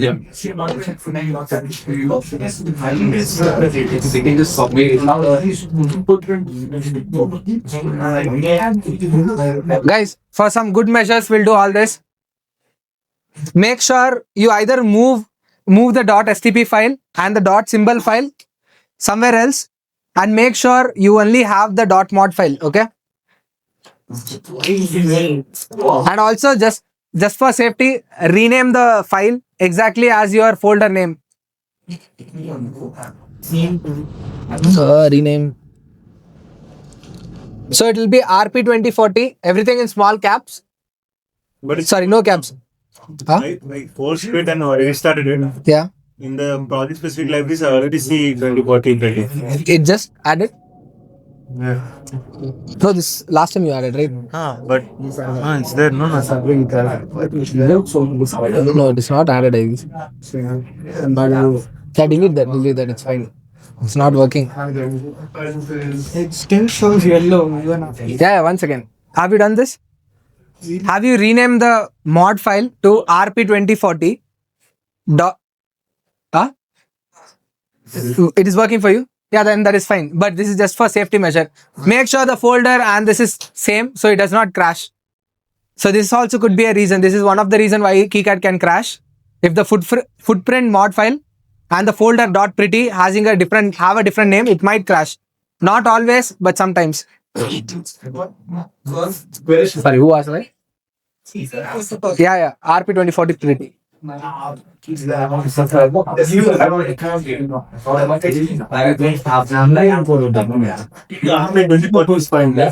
RP2040 is RP2040 dot whatever. Yeah, KiCad something is there. Open that file. Yeah. This one, right?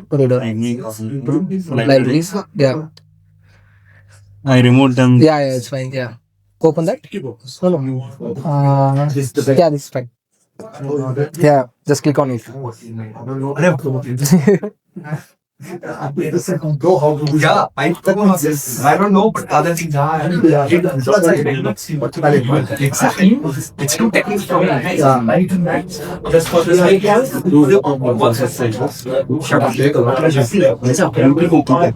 prefer the over the 3D printed thing.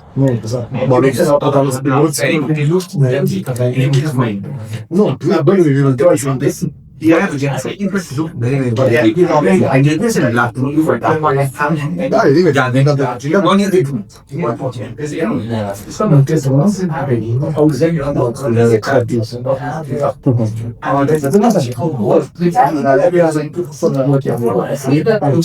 Hey.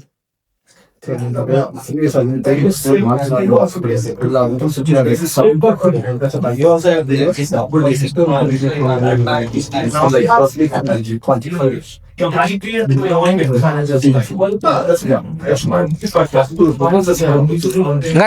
how many of you have this on your screen? When you click on view selected, did it load for you? No? Okay, again, I'll walk you through again the entire step. Make sure we follow. You should have this footprint on your KiCad, okay? I'm getting like one hour. Yeah, one second. We'll walk through again from beginning. Just so we were here. We finished the schematic. Go to assign footprints. Okay. After assign footprints, we go to preference, manage footprint libraries. Okay. If you are confused, just delete whatever is existing one. We'll do it fresh. Clear the entire screen. Okay. Click on the folder on the bottom, folder icon. Go to the cloned repo. You have the option called libraries. Inside libraries, make sure the folder name is rp2040.pretty and the file inside the folder should be named as rp2040.KiCad_mod. So this is a convention that KiCad follows to understand what is a footprint file. Okay. So again, I'll walk you through. Inside the libraries, there is a folder called rp2040. You need to rename it as .pretty and then make sure there is no other files inside and rename the file as rp2040.KiCad_mod. Okay. And open that folder and click on OK. Yeah. And then select rp2040. You said the folder name was rp2040.pretty. Yeah. Yeah, PRETTY. Yeah, 1 second. Yeah. You add that and you select the footprint and search for rp2040 in the footprint editor. Sorry, the assignment window. rp2040. Yeah, can you show? Yeah. I changed it to. Can you show the folder? Go to the folder. But did you remove the other files on the folder? Other files, yeah.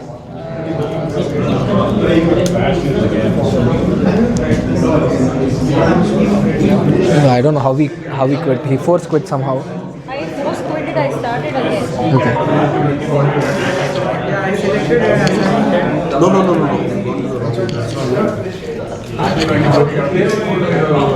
Yeah. This is what you said. 2040.pretty. Yeah, that's correct. Yeah. So this is crashing. Did you select this library folder or rp? Yeah. I selected pretty. Then I'm not sure why. Just force quit it again and try again once again. We'll see. Guys, anyway, okay. Bro, where are others? Call Baswaraj and others. They need help in setting it up. They need help in setting up the footprints. Can you just see? The folder name was not .pretty.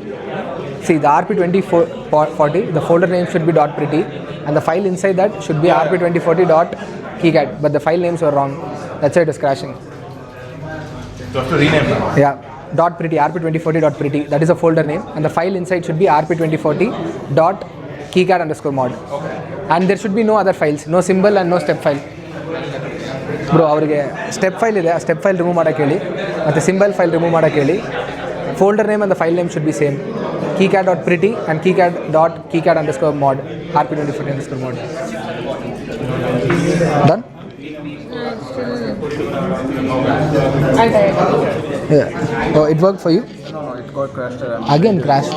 Why is bro, for everyone? We're able to get the file? No. For you got the rp2040 file? Older KiCad version. No.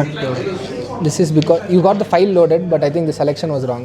So selection you have to do here. So you search for rp20.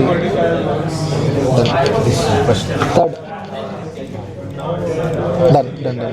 Now you right click. Should we ask if anyone is stuck? Yeah. Please. Are any of you still stuck at the footprint? Do you need any help? Please raise your hand.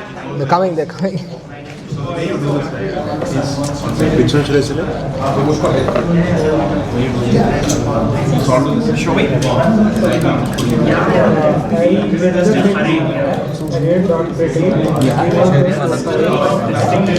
Huh? ಇಲ್ಲ bro ಇದು rp2040 search ಮಾಡಿ. Yeah, that is one. Double click ಅಷ್ಟೇ. It's not assigned, still it is not assigned. Double click ಆಗಿಲ್ಲ. Yeah. This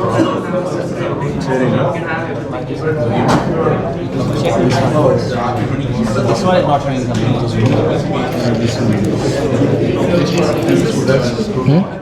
So you're leaving? Yeah. Okay. Yeah, sure. You can come to our office also. You just ping me. Yeah, we'll catch up. Thank you. Yeah. Thank you. Also, this is not all the same. The mod file and the folder should be the same. I would say drop the dot. And or if you're keeping pretty, just keep it. No, you can't drop the dot. RP2040 dot pretty. Oh, that is something. And the inside one is RP40 dot pretty. No, dot KiCad _ mod. There should not be pretty. This is the way. He has a file format. So the problem that we're having is he's seeing another footprint. No. That is big. No. There's nothing coming. See, some issue is there. What is error? Not found. Wait. Another half an hour to 45 minutes? Yeah. We'll just show them. Either last yeah. No, all you have to show is how to put that together. It still opens, like it crashed, but I'm still able to find it and see this. Yeah. Opening the second time, it's again showing. Again, it's crashing? You load the folder, Yeah. it is crashing. Yeah. Close it and again Yeah, open. you post, but I think it imports and then I'm able to Oh, now it is working? Yeah, done. Srinivasan, can you come record? Yeah.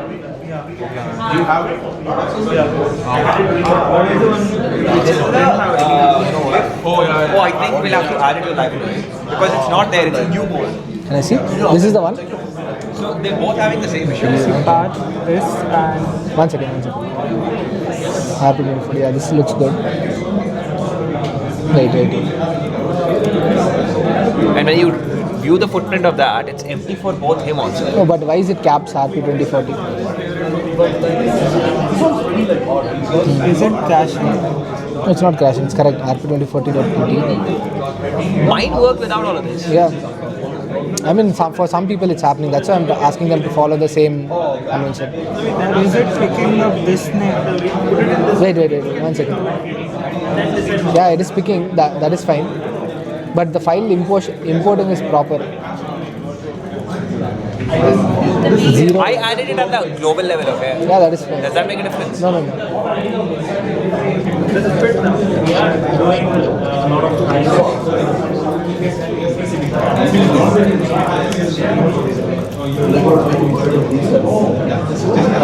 I think closing a new opening would Can you just close KiCad and open KiCad again? Yeah, it's same. Yeah, just open KiCad again. Close KiCad and open KiCad again.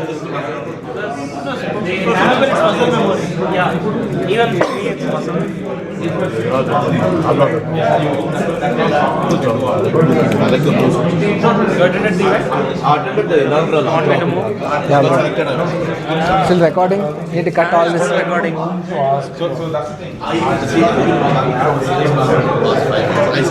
It's done? For you it's done? Here everyone done. Guys, there anyone issue? It works? RP2040?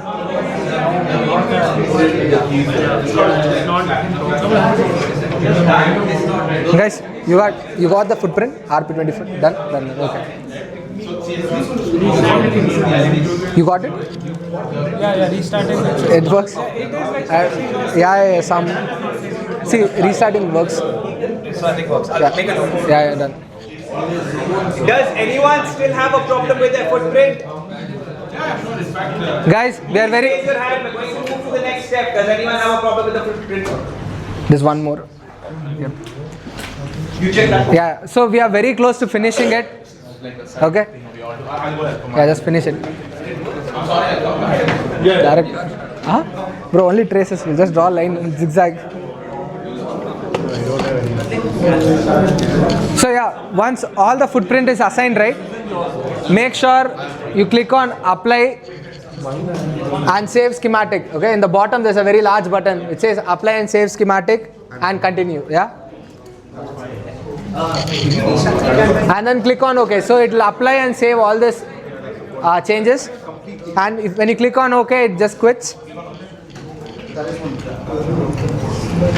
So you guys are back to the screen.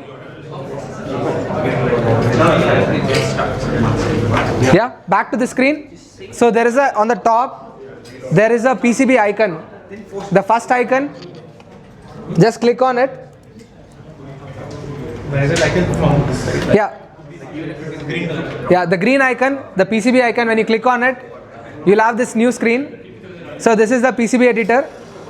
This is where actually you'll start designing the PCB and you'll do all the placement and all the connections and everything. Yeah, I'll follow. Yeah. Guys, once you're on the screen, we have to import the things, whatever we have done so far, right? I'm wondering that is the So there is an icon for that. So it's called update PCB from schematic. Okay? Or you can use the shortcut F8.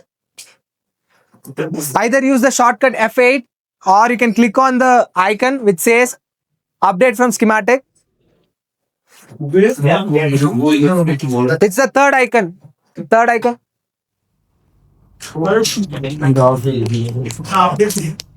Yeah. Yeah, there's a green and a brown icon.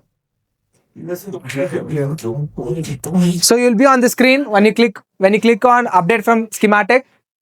Sorry? No. Keep all the options at default. Don't click on any options. Just click on update PCB and then close. And you can see all the components will be along with your cursor.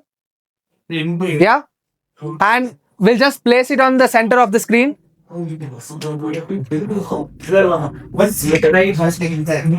So these are your physical components. So physical keys, and also you have your physical RP24D0. You have your LEDs. You have your capacitor, and also you have your resistor. So everyone is on the screen. Guys, everyone is here? Done? So now we have to go back to the beginning where we learned about the PCB, right? What is a copper? What is a FR4 layer? What is a silk screen? And what is a solder mask? So all those will be on your right. So if you see right, there is a hierarchy which says F.cu, that is for copper. B.cu is your copper.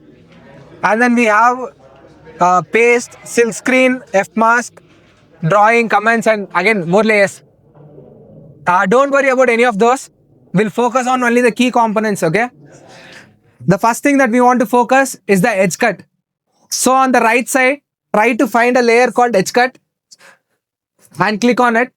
Okay, guys, just look for edge cut. Just look in the side. There is a inch bar in the side, right? Yeah. Over there, you can see a edge cut. You just go and click the edge cut. You be there. I'll. Yeah. Just click the edge cut. Yeah, we clicked edge cut. Yeah, you're on the edge cut layer. Then select the square. Yeah. Select the Square. There is a square icon. On the toolbar, there is a square icon. Next to the edge cut, like left side of the edge cut. Next level to edge cut. You can see a lot of icons like lion, Curve. Yeah. square, round, all these things. That you can select. Yeah, there's a square. yeah, got it. Yeah. Now we'll draw a rectangle. So this also works the same way. Click to start and click to end. Okay, no click and drag. So click to start and click to end. It will draw the rectangle. So this is where you are going to keep your components. Currently I have randomly drawn the size of the rectangle. So you can actually adjust this at any time. So as you keep placing your components, you can either extend or shrink or whatever the shape you want you can do. Okay. This one. PCB. So once you place this, just click Alt 3. Alt 3.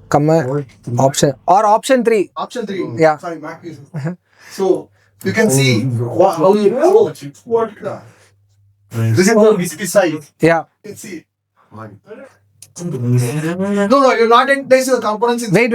It's outside. The components are outside. Components are outside of that. So don't get panic.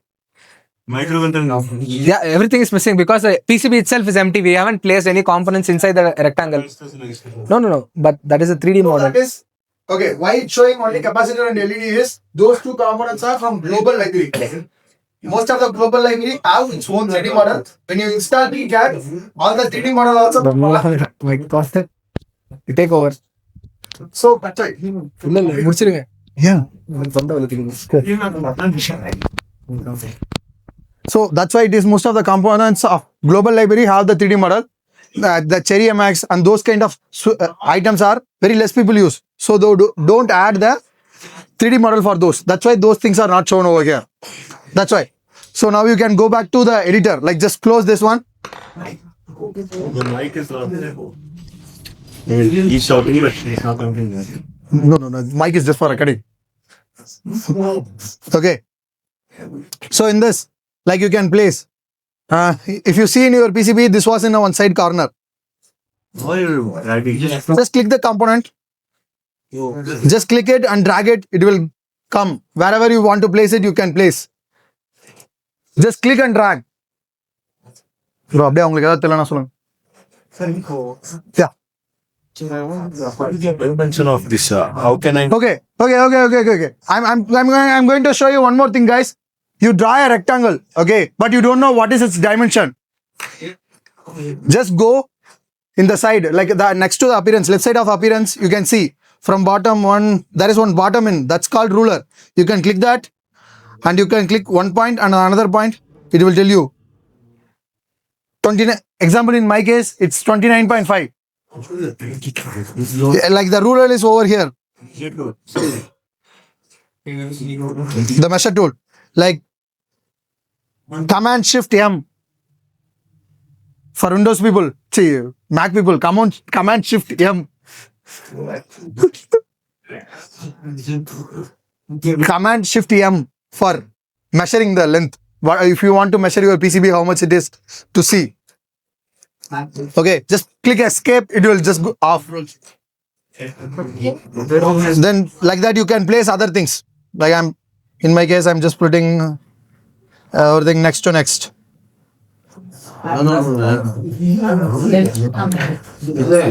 Okay.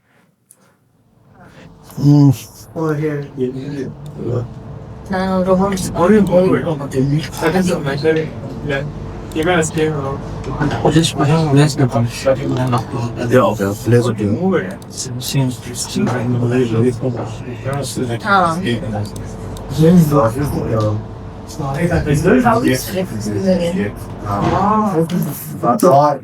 Just click the component. No, this I have to increase the size. Just click in this corner. Yeah. Okay.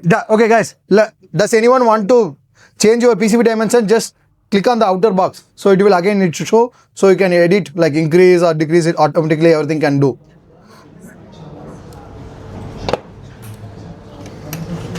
I just put it randomly.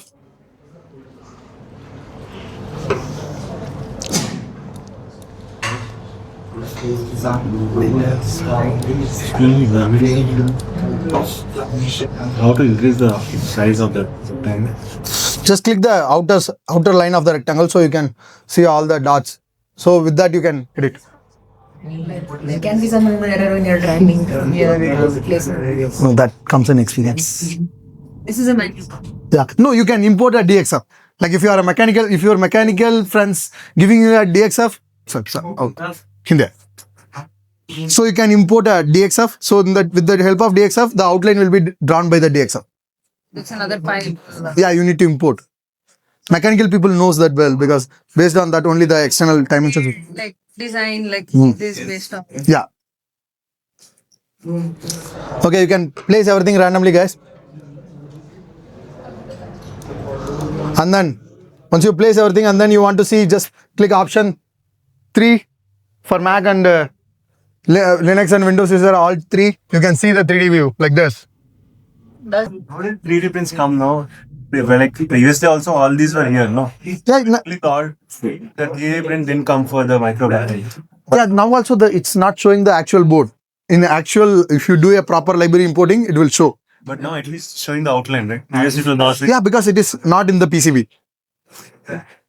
Guys, did you place like this and you can see the 3D things like this? You can just see like this. Is there like something that you can verify this, or like suppose I place it incorrectly, or how do you know if it's wrong? Is there That's a final process. That's called a DRC check. That's a final process. you do validation? Yeah. Can't select small component. No, just zoom in and okay, that is just quick. Again and until ಕೊಟ್ಟಿದೆ ಅಲ್ವಾ? Same one. Okay, sorry. Which language? Okay. Don't go. Now you can zoom in and you can just if you zoom in all the way in the sense. Okay, guys. I'm giving you one tip because a lot of people know this thing, doesn't know this thing. If you go in the side, like in the appearance, you can see F-fab and B-fab. You can see F-fab and B-fab in the side, in appearance. You just click it, hide. It will be more easy for you guys to edit. F-fab and B-fab. Just hide those two.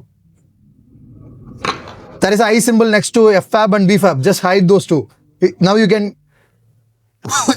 in editing space, it will be, doesn't feel so much clutter. Yeah. F dot fab is front side fab. B dot fab is.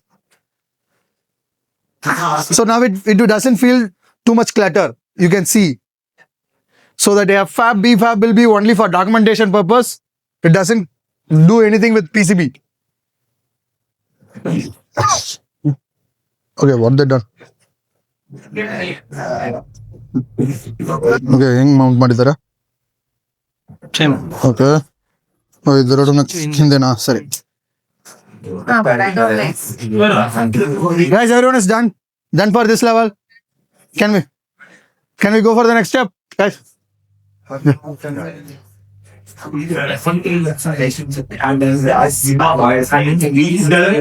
Sir. Next step, can we go for next? Okay. Now you see. Now we are going to do the next thing. If you are seeing the LED, just go and zoom into the LED. Okay. Just click this LED because at the moment everything is in top. As you see in the 3D model, everything is in the top layer. Nothing is in bottom. Okay. Now we are going to do that one. Just zoom into the component. Which component you want to switch?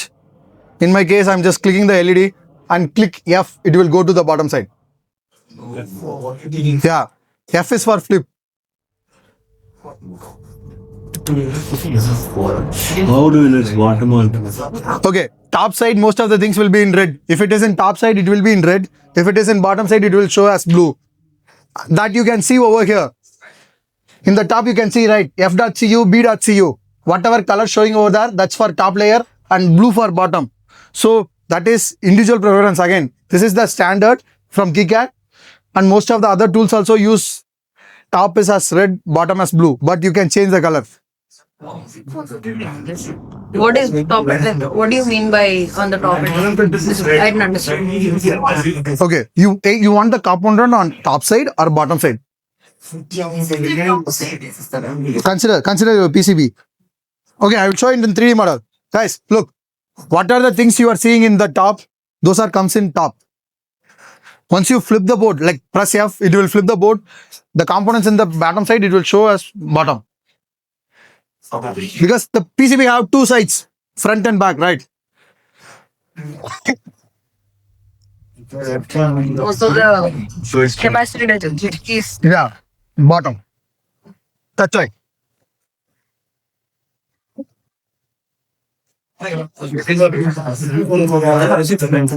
Yeah. how do you know it's Because always switches will be in the top. Guys. Consider switches are the top side. In your own PCBs, switches are in top side. Consider like that. Okay. Then you will get understand. Because in your PCB, you can see 3 switches in top and the LEDs are in bottom. You can see that's why LEDs I put it in bottom. The same way you can do for the capacitors for the LEDs. So I'm just clicking the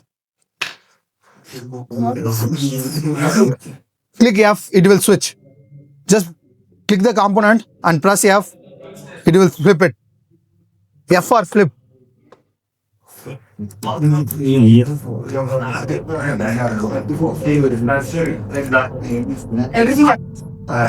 only the LEDs and other things. Yeah.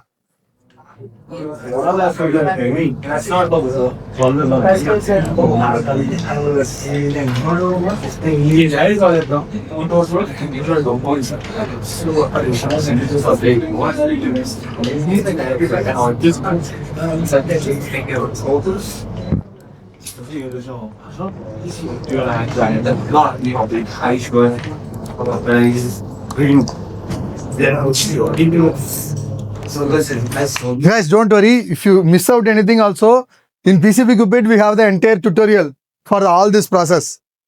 So you can go over there in our YouTube channel and you can see over there. Yeah, you just click the component, LEDs and the capacitor for LED and the resistor for the LED. That's all. Nothing else.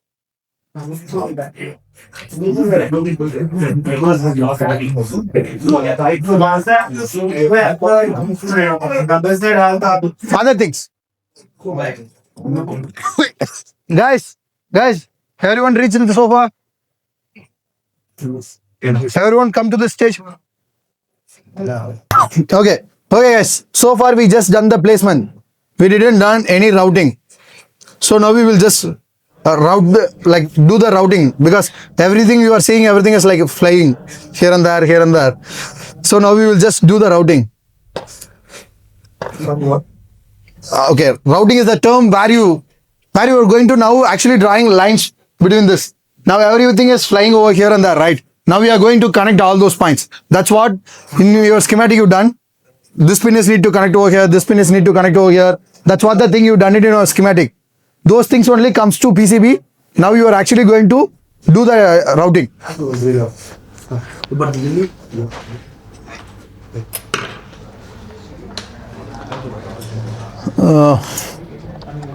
Okay, for routing, just go and click 1, 2, 3, 4. Fourth one from the top, like next to the appearance. Fourth one from top. Click this one. Okay. Once you click that one, just click f.cu in appearance, first one. So now what we done is, we informed KiCad, like we are going to start drawing the lines, and why we click f.cu is, we are going to draw the line on top copper, which is on the top side of the PCB. Okay, first I will just do routing for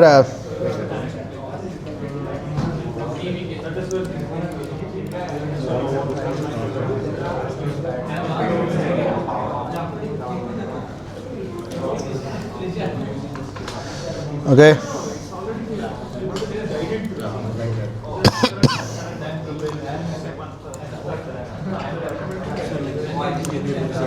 Okay, now I just clicked the pin. Guys, look over here. Just click this button and FCU, and then click which pin you want to start. So once you click it, it only show where it want to go and connect.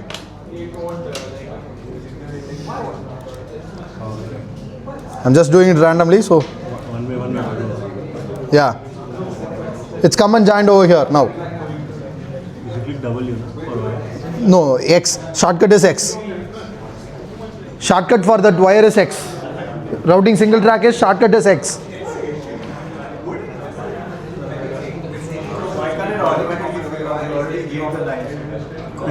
That's why it only highlighting that part in this. Yeah.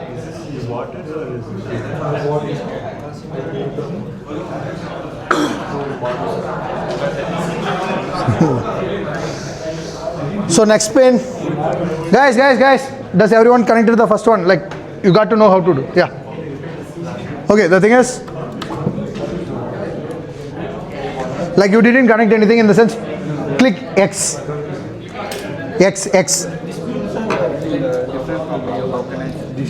Just rotate it. It's up to you. Okay, click X and it will, and go and click any pin, so it will, wherever it want to connect, it will only highlight that part. Okay, now here, this is interesting part. This pin need to come and connect into the last switch. So we need to do it that one, right? For that, just click V. It will add a wire and it will switch to bottom layer. And you can come all the way and connect.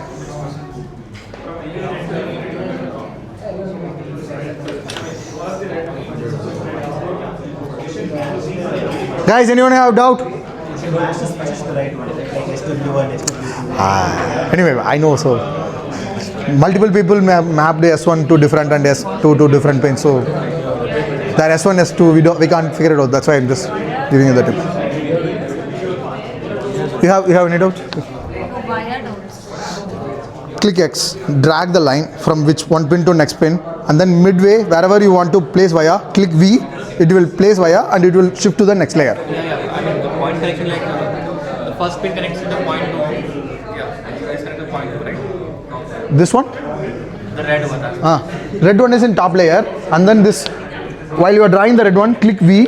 It will automatically do this point. And then you put again you draw, it will go to the bottom layer. And that the top one, the which connects to point pin 2, like that's only one. Like, Basava, wait, I will send someone. I didn't get you now. Okay, any other doubts? Bro, ಅವ್ರಿಗೆ doubt ಇರಲ್ಲ ಬಂದು bar. There are plenty, bro. This short plan we can't explain all about. Former, they just have to drag and drop. Anyone have any doubts? Guys. How do you go from front side to back? Okay, that's what. Click the line and then draw the line. Guys, just listen everyone. I'm just showing you how to switch from top to bottom. Just draw the line and then in mid of line, you just stop it and don't click anything. Click V and then click, it will put a hole and then it will switch to that bottom layer. Yeah, click V. And again you want to just come back to top layer, again click V, place it and then again go. It will switch back to top. so it has to bypass like it. Yeah. I wouldn't call it that. But you're putting holes in the microphone. No. No, in the PCB. In PCB, all these holes are in PCB. There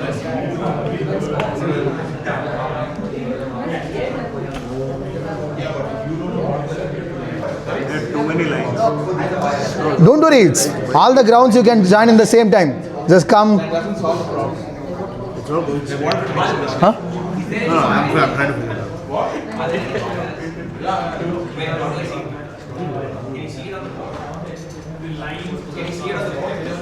What? Visually see, yeah. Yeah, you can. I will show you. All the dots are wires, Amit.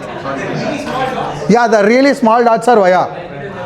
Whatever PCB you have, in that you can see your small dots. Those dots are wires.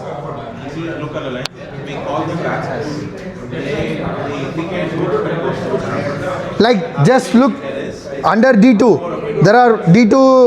There is a capacitor, na. Over there is a wire, and in next to R2, left side of R2 there is a wire. Sorry, R1. Left side of R1 you can see a wire. Those are wires. Switch to which pins? No, that's up to your schematic.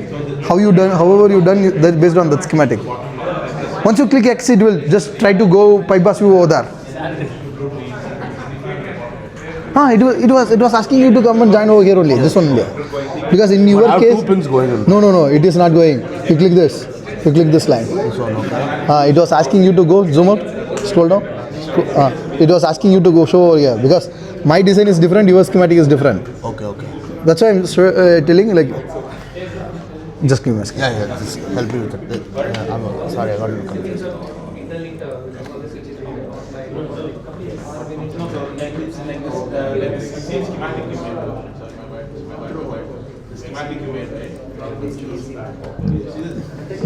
Now you try to draw.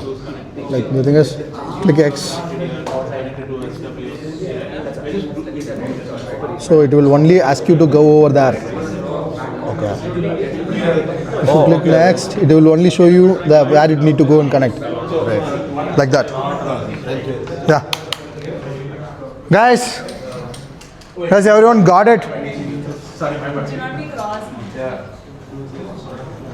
Wait, is the symbol to draw the wires? I lost it. Sure.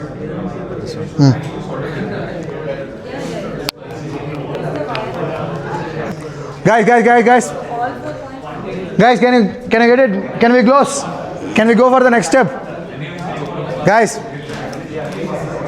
Kelapa. Guys.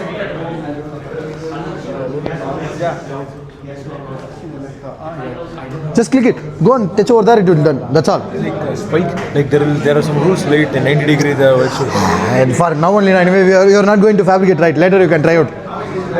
passing over a component, then we will go get down and come. Yeah.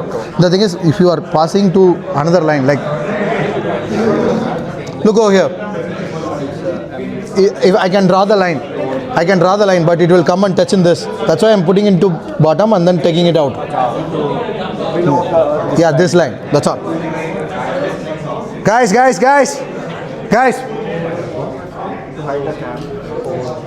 Okay, guys.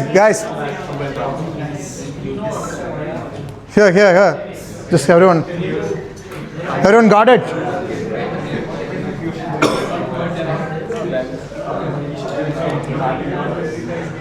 Guys, don't route everyone, don't route ground line. Leave, don't route ground line. I will show you, that's what I'm going to do now. Can we go for the ground? Okay. Just in my case, I not had done the LED, so I just rapidly do the LED. Okay, guys, we are going to do the ground track. Everyone just listen over here. Amit. Guys. Right, Tambir. Okay, now ground. Don't need to manually ground everything. There is an easy way to do the ground. Okay. Whatever you are seeing, right? There is a symbol over in this appearance. For single track, there is 1, 2, 3, 4, 5, 6th, 7th one. Next to the wire, the whole symbol next to that. You are seeing one symbol, right? This one. Can everyone see it? Figure it out. Or else option Z. Click option Z in Mac. You will get a prompt like this. Does everyone got this? For Mac, it's option plus Z key. What? Sorry? Before or Z? No, that's for shortcut for that function. You can find this function over here. Yeah, you can take the function over here. Fill all zones. Yeah, fill all zones. Draw filled zone. That one. Just click that one. Everyone clicked? Yes. Okay. Then you will get a prompt like this. When you just click that and click it, you get a prompt like this. And then you can see a net name. Just click it. And then in that select ground. GND. Yeah, GND. And then here inside that it's only selected f.cu. Just click the another one. b.cu also. And then click OK. And then try to draw outside of your PCB dimension.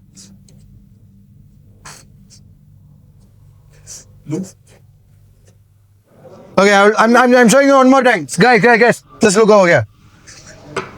Next to the appearance where you selected the draw button, right?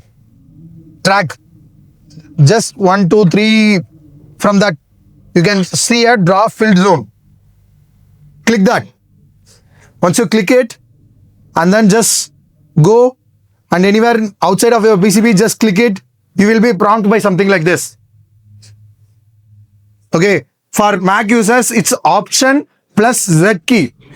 Z key for Mac users. Okay. You will get prompt like this. Then in this, there is a net name. Just click the net name and select GND. Okay. And then left side, you can see f.cu and b.cu. Select that one also. Okay. Just click the both and click OK. Then it will start to try to draw. So you just draw a outline of your PCB, outside of your PCB.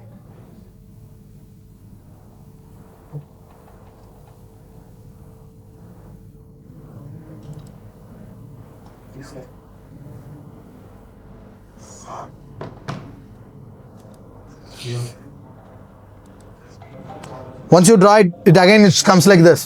It need to be common. Where you start, you need to complete the draw. Where you start, you need to end it over in the same point.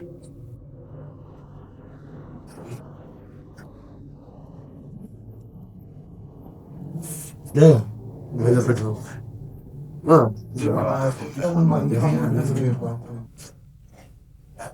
No, you start selecting from there. Click escape. Click this. Then come and click over here somewhere. Click it random. Now you select that. Sir, you got it. Can you call that guy? You guys got it? It's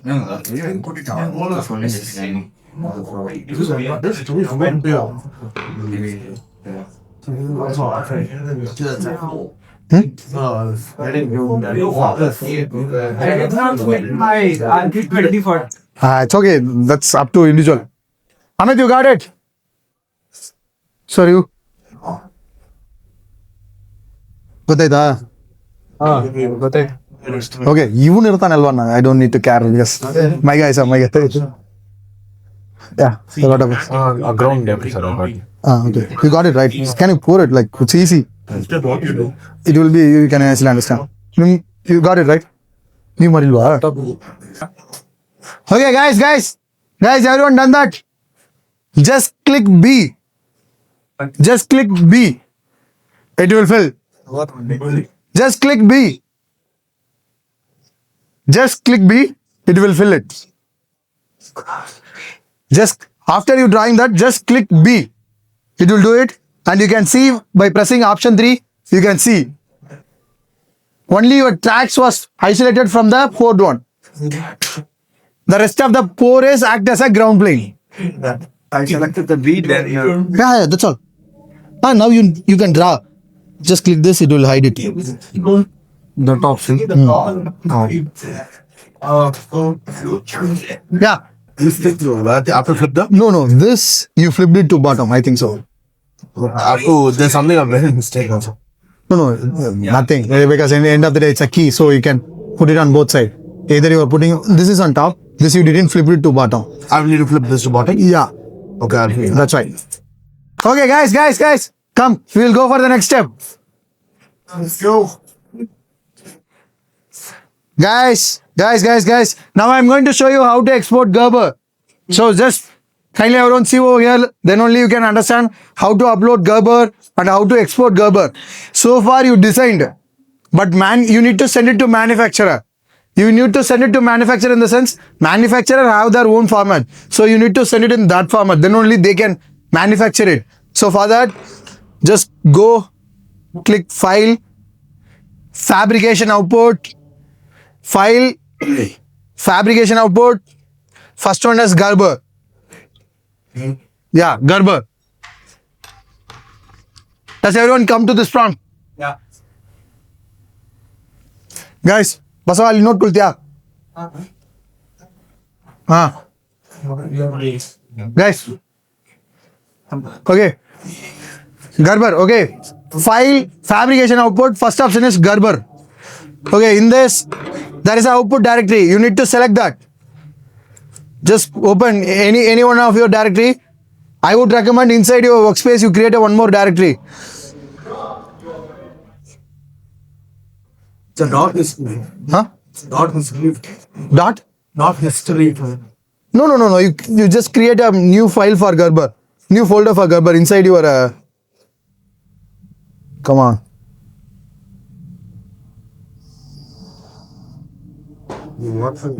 A new folder.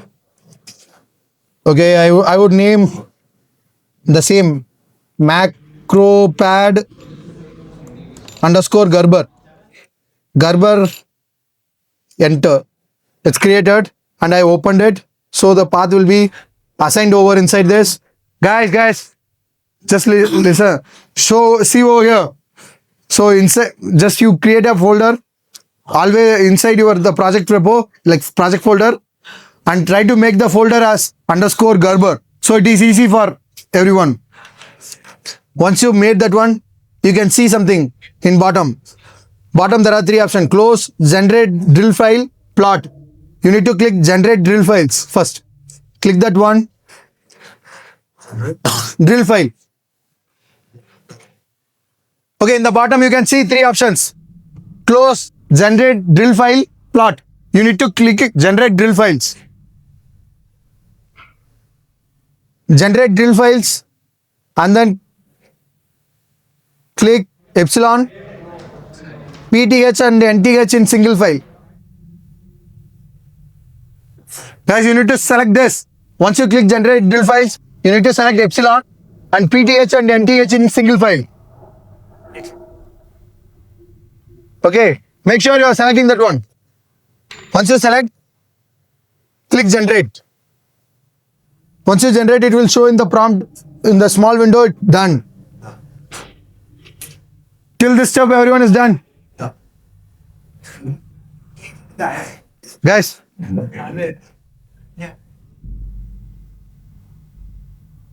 Okay. Okay, then close this one. Then click plot over here. Just click plot over here. Once you click plot, you can, a lot of things run and it will show done. Once the plotting is done, it will show done. Yeah, that's all. Generate. Close. And then here, you need to click plot. And the zone feels out of me. Just click OK to refill. Continue without refill. Refill. Always continue refill. Never do continue without refill. Huh? No. That is once you made any changes, then only it will show. If that option shows to you, always click continue with refill. Don't ever do continue without refill. Okay. Done? Okay. Some manufacturers ask now we are using X2. Yeah. Sir, almost most of the manufacturers having X2. Very old manufacturers who are not updated in the industry, they only still need the old PostScript. But nowadays, everyone was using X2. You upload anywhere, X2 will be taken as it is. Now, few people are not taking the PostScripts. There is something called X24. It's a bit technical. Few people are not taking that one. They are always preferring X2. And it's more easy also. Okay, once everyone is done so far. Okay, now you just go to your Explorer, like the folder location of this one. Click close on this.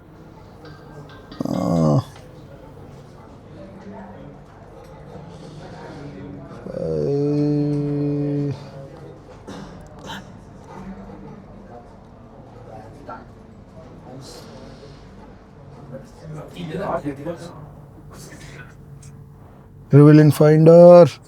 Okay, yeah, just go to that location wherever you start. You don't know where you saved, don't worry, just click the project over here and right click. It will show reveal in Finder or show in Explorer based on your system. So here you can see macropad _ Gerber. So it is easy. You can see a lot of files inside the folder. So just where is compress in this? Okay, compress and make it to a zip. What is that? And just compress to zip. Just Mac, right? Files. Huh? All these files. Yeah, that entire folder, the Gerber folder, the entire Gerber folder. Just compress the folder because Mac by default it will compress to zip. Done, guys. Done. Compressing to zip. Done. Amit. Done. Sir. Okay. Now you just, in our case, I will just show you in. Just go to line circuits or any site. I don't know whose laptop is this. Whose laptop is this? Huh? Whose laptop is this?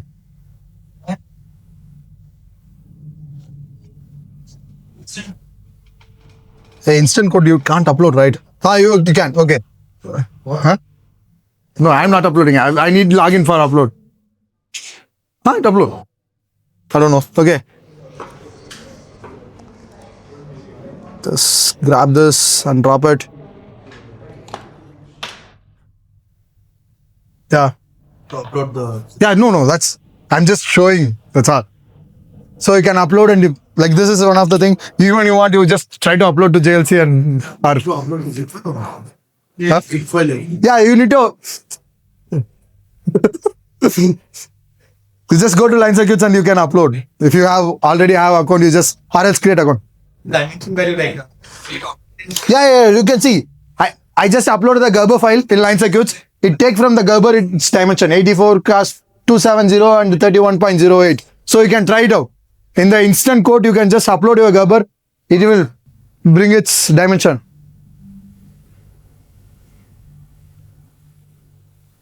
Linecircuits.com. Yeah. Guys, everyone doesn't get the same dimension because based on your PCB. Amit, you will get a weird dimension. Don't come. We are getting both offline easy. Huh? Both offline easy. What? Both offline easy. Seriously? Okay, you may, while selecting in that option, you missed something. Yeah. So you can upload your Gerbers and you can see your dimension and all those things. If you have account, you can see the layers of your Gerber also over that. You can create account and you can see the Gerber files in a Gerber viewer in there. We'll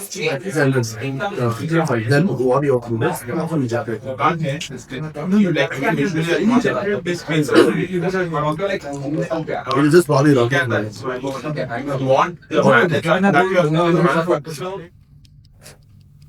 here. No, Amit, you want to change the color in desktop? Like, that you can. Preference. Command plus comma. Pricey. I don't care. I want the PCB. Sure. Okay. Yeah. Maybe it's a day. Okay. I can see a lot of people are having board outline is missing. Just Okay. Can I take your laptop? Yeah.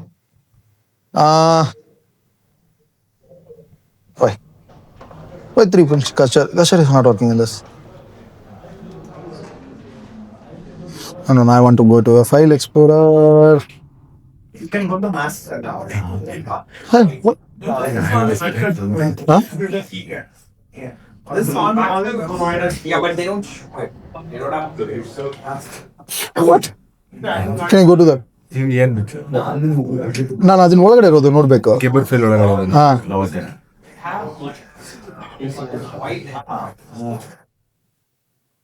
No item. This is Gerber file. No item. You not generated the Gerber, which means there is no item inside it. The thing is, right, we'll see what you've done. PCB, go here. Just click PC. Wait. File. Fabrication outboard. Fabrication outboard. Gerber. You're not linked over here. Click this.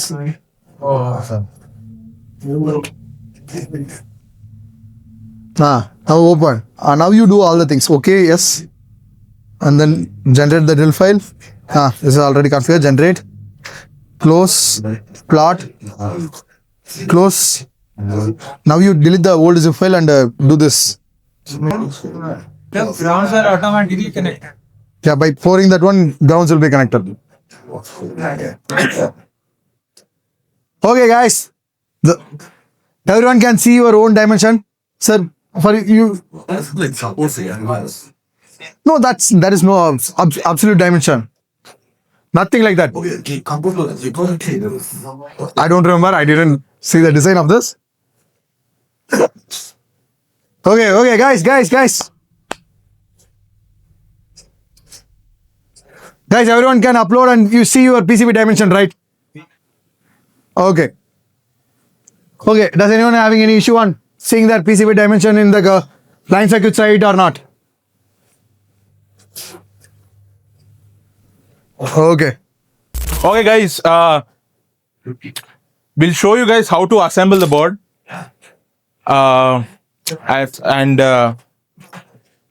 If you guys want to, like, I'll show you guys how to assemble the board. It's getting late. So, sorry? Another 10 minutes, I'll show you how to assemble the board. Like, see the soldering, you like, folks who have to leave can leave. If you guys can afford to stay a little, stay. I'll show you guys how to solder. Right? Sorry? Did you buy the kit? Then yeah, you want another one? Yeah. I don't think there's time for that. So here's what we'll do though. Is I'll record a video of like an online lecture of thoughts where I teach you guys Fusion, and I'll send a blast on Luma to everyone. Yeah. Right? So you guys can watch that video and like learn. Basically, what I was going to do here, I'll record it and send it on as a blast. Right? Then that's the like next best thing. If you guys want a good resource to learn Fusion 360, there's a YouTube channel called Product Design Online. Right? There's a YouTube channel called Product Design Online. He has a YouTube playlist which is Fusion 360 30, like where he teaches you daily in 30 days. It's basically there are 30 exercises he does every day. Yeah, exactly, and he's dude. I learned from him. So like I learned from that 30-day thing. So it's very good. Product Design Online. I'll send a blast. I'll also record my own video and I'll send. All right. Now to assemble the thing, right? Can someone give me a kit? I don't know whose PCB is this. Here, bro. Wait, whose PCB is this? I think the other one. Sorry? Product Design Online. YouTube channel. I'll also send we already have a written document detailing how to assemble everything. I'll also send that in a blast. Right? So you guys can follow that and read and do it yourself. Right? So simply put, right? So assembling it is very straightforward. But the one important thing is you need to know where to place the microcontroller. All right? The microcontroller goes on the bottom of the PCB. Right? Now, what is the bottom? The place where the logo is there. Right? The place where the logo is there, that is the bottom of the PCB. All right? Now, you what do you say? You basically just insert the microcontroller here and you solder it this way. The microcontroller sits in the bottom of the thing. Okay? You solder the pins on the top. I would suggest you guys take a photo or something so you remember. There's a documentation page where all of this is written in detail. We will share this with you immediately after the thing. So that will have more details. But if you guys want to, I would say you can take a picture of it right now. Okay? Again, to repeat, the part where the logo is present is the bottom of the PCB. The microcontroller sits in the bottom. Okay? And then you solder it on top where the open source hardware logo is there. That is the top of the PCB. Okay? Got it? So now what you do after that is you just place the PCB in the case like this. Okay? I mean, it's obvious what you do is push the thing as bottom as it can go. Make sure, because if you keep it too tall, it won't, it'll stick out from the case, right? So push it in as much as don't push it fully in, push it in as much as it can go so that it basically clears the lid here and then solder it basically. Okay? Yes, like that, yes. It's correct. Yeah, that's correct. Do you see the logo? Not the open source hardware logo, the other logo. Yes, that's correct. That's correct. Oh, yeah. No, what is going on? So, guys, one more. Okay. Once you've done this, right? So, once you've done this, what you do is just insert the keys. Okay? Now, the case is designed in such a way where the keys basically tighten around the thing. Right? So, even without the PCB, the keys will actually sit quite well. So even without the thing, they'll sit quite well. All you do is actually what you do is put the PCB in first. There are 4 screws inside the thing. Okay, screw the PCB into the case, right? So you'll have to take a screwdriver and press a little.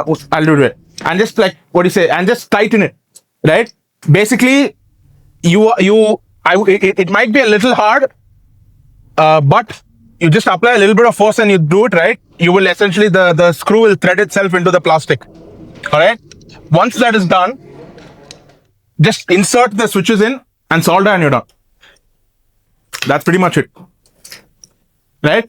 The firmware is already done. You guys can just flashing the firmware is as simple as just dragging and dropping the binary into the thing. That's it. So it's extremely straightforward, right? It's all there on the GitHub repo. The blast we will share will have everything in it. You don't, right? So yeah. Sorry. So the LED is like what do you say? That was like a homework thing that you guys can go do.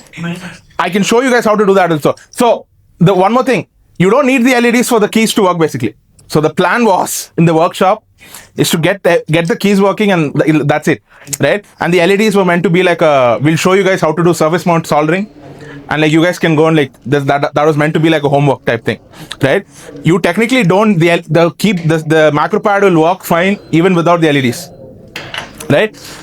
So it like what do you say? It's designed to be that way, right? But we'll show you guys how to like make the LEDs work as well, so you don't have to worry. Yes. Oh yeah, sure. I like okay.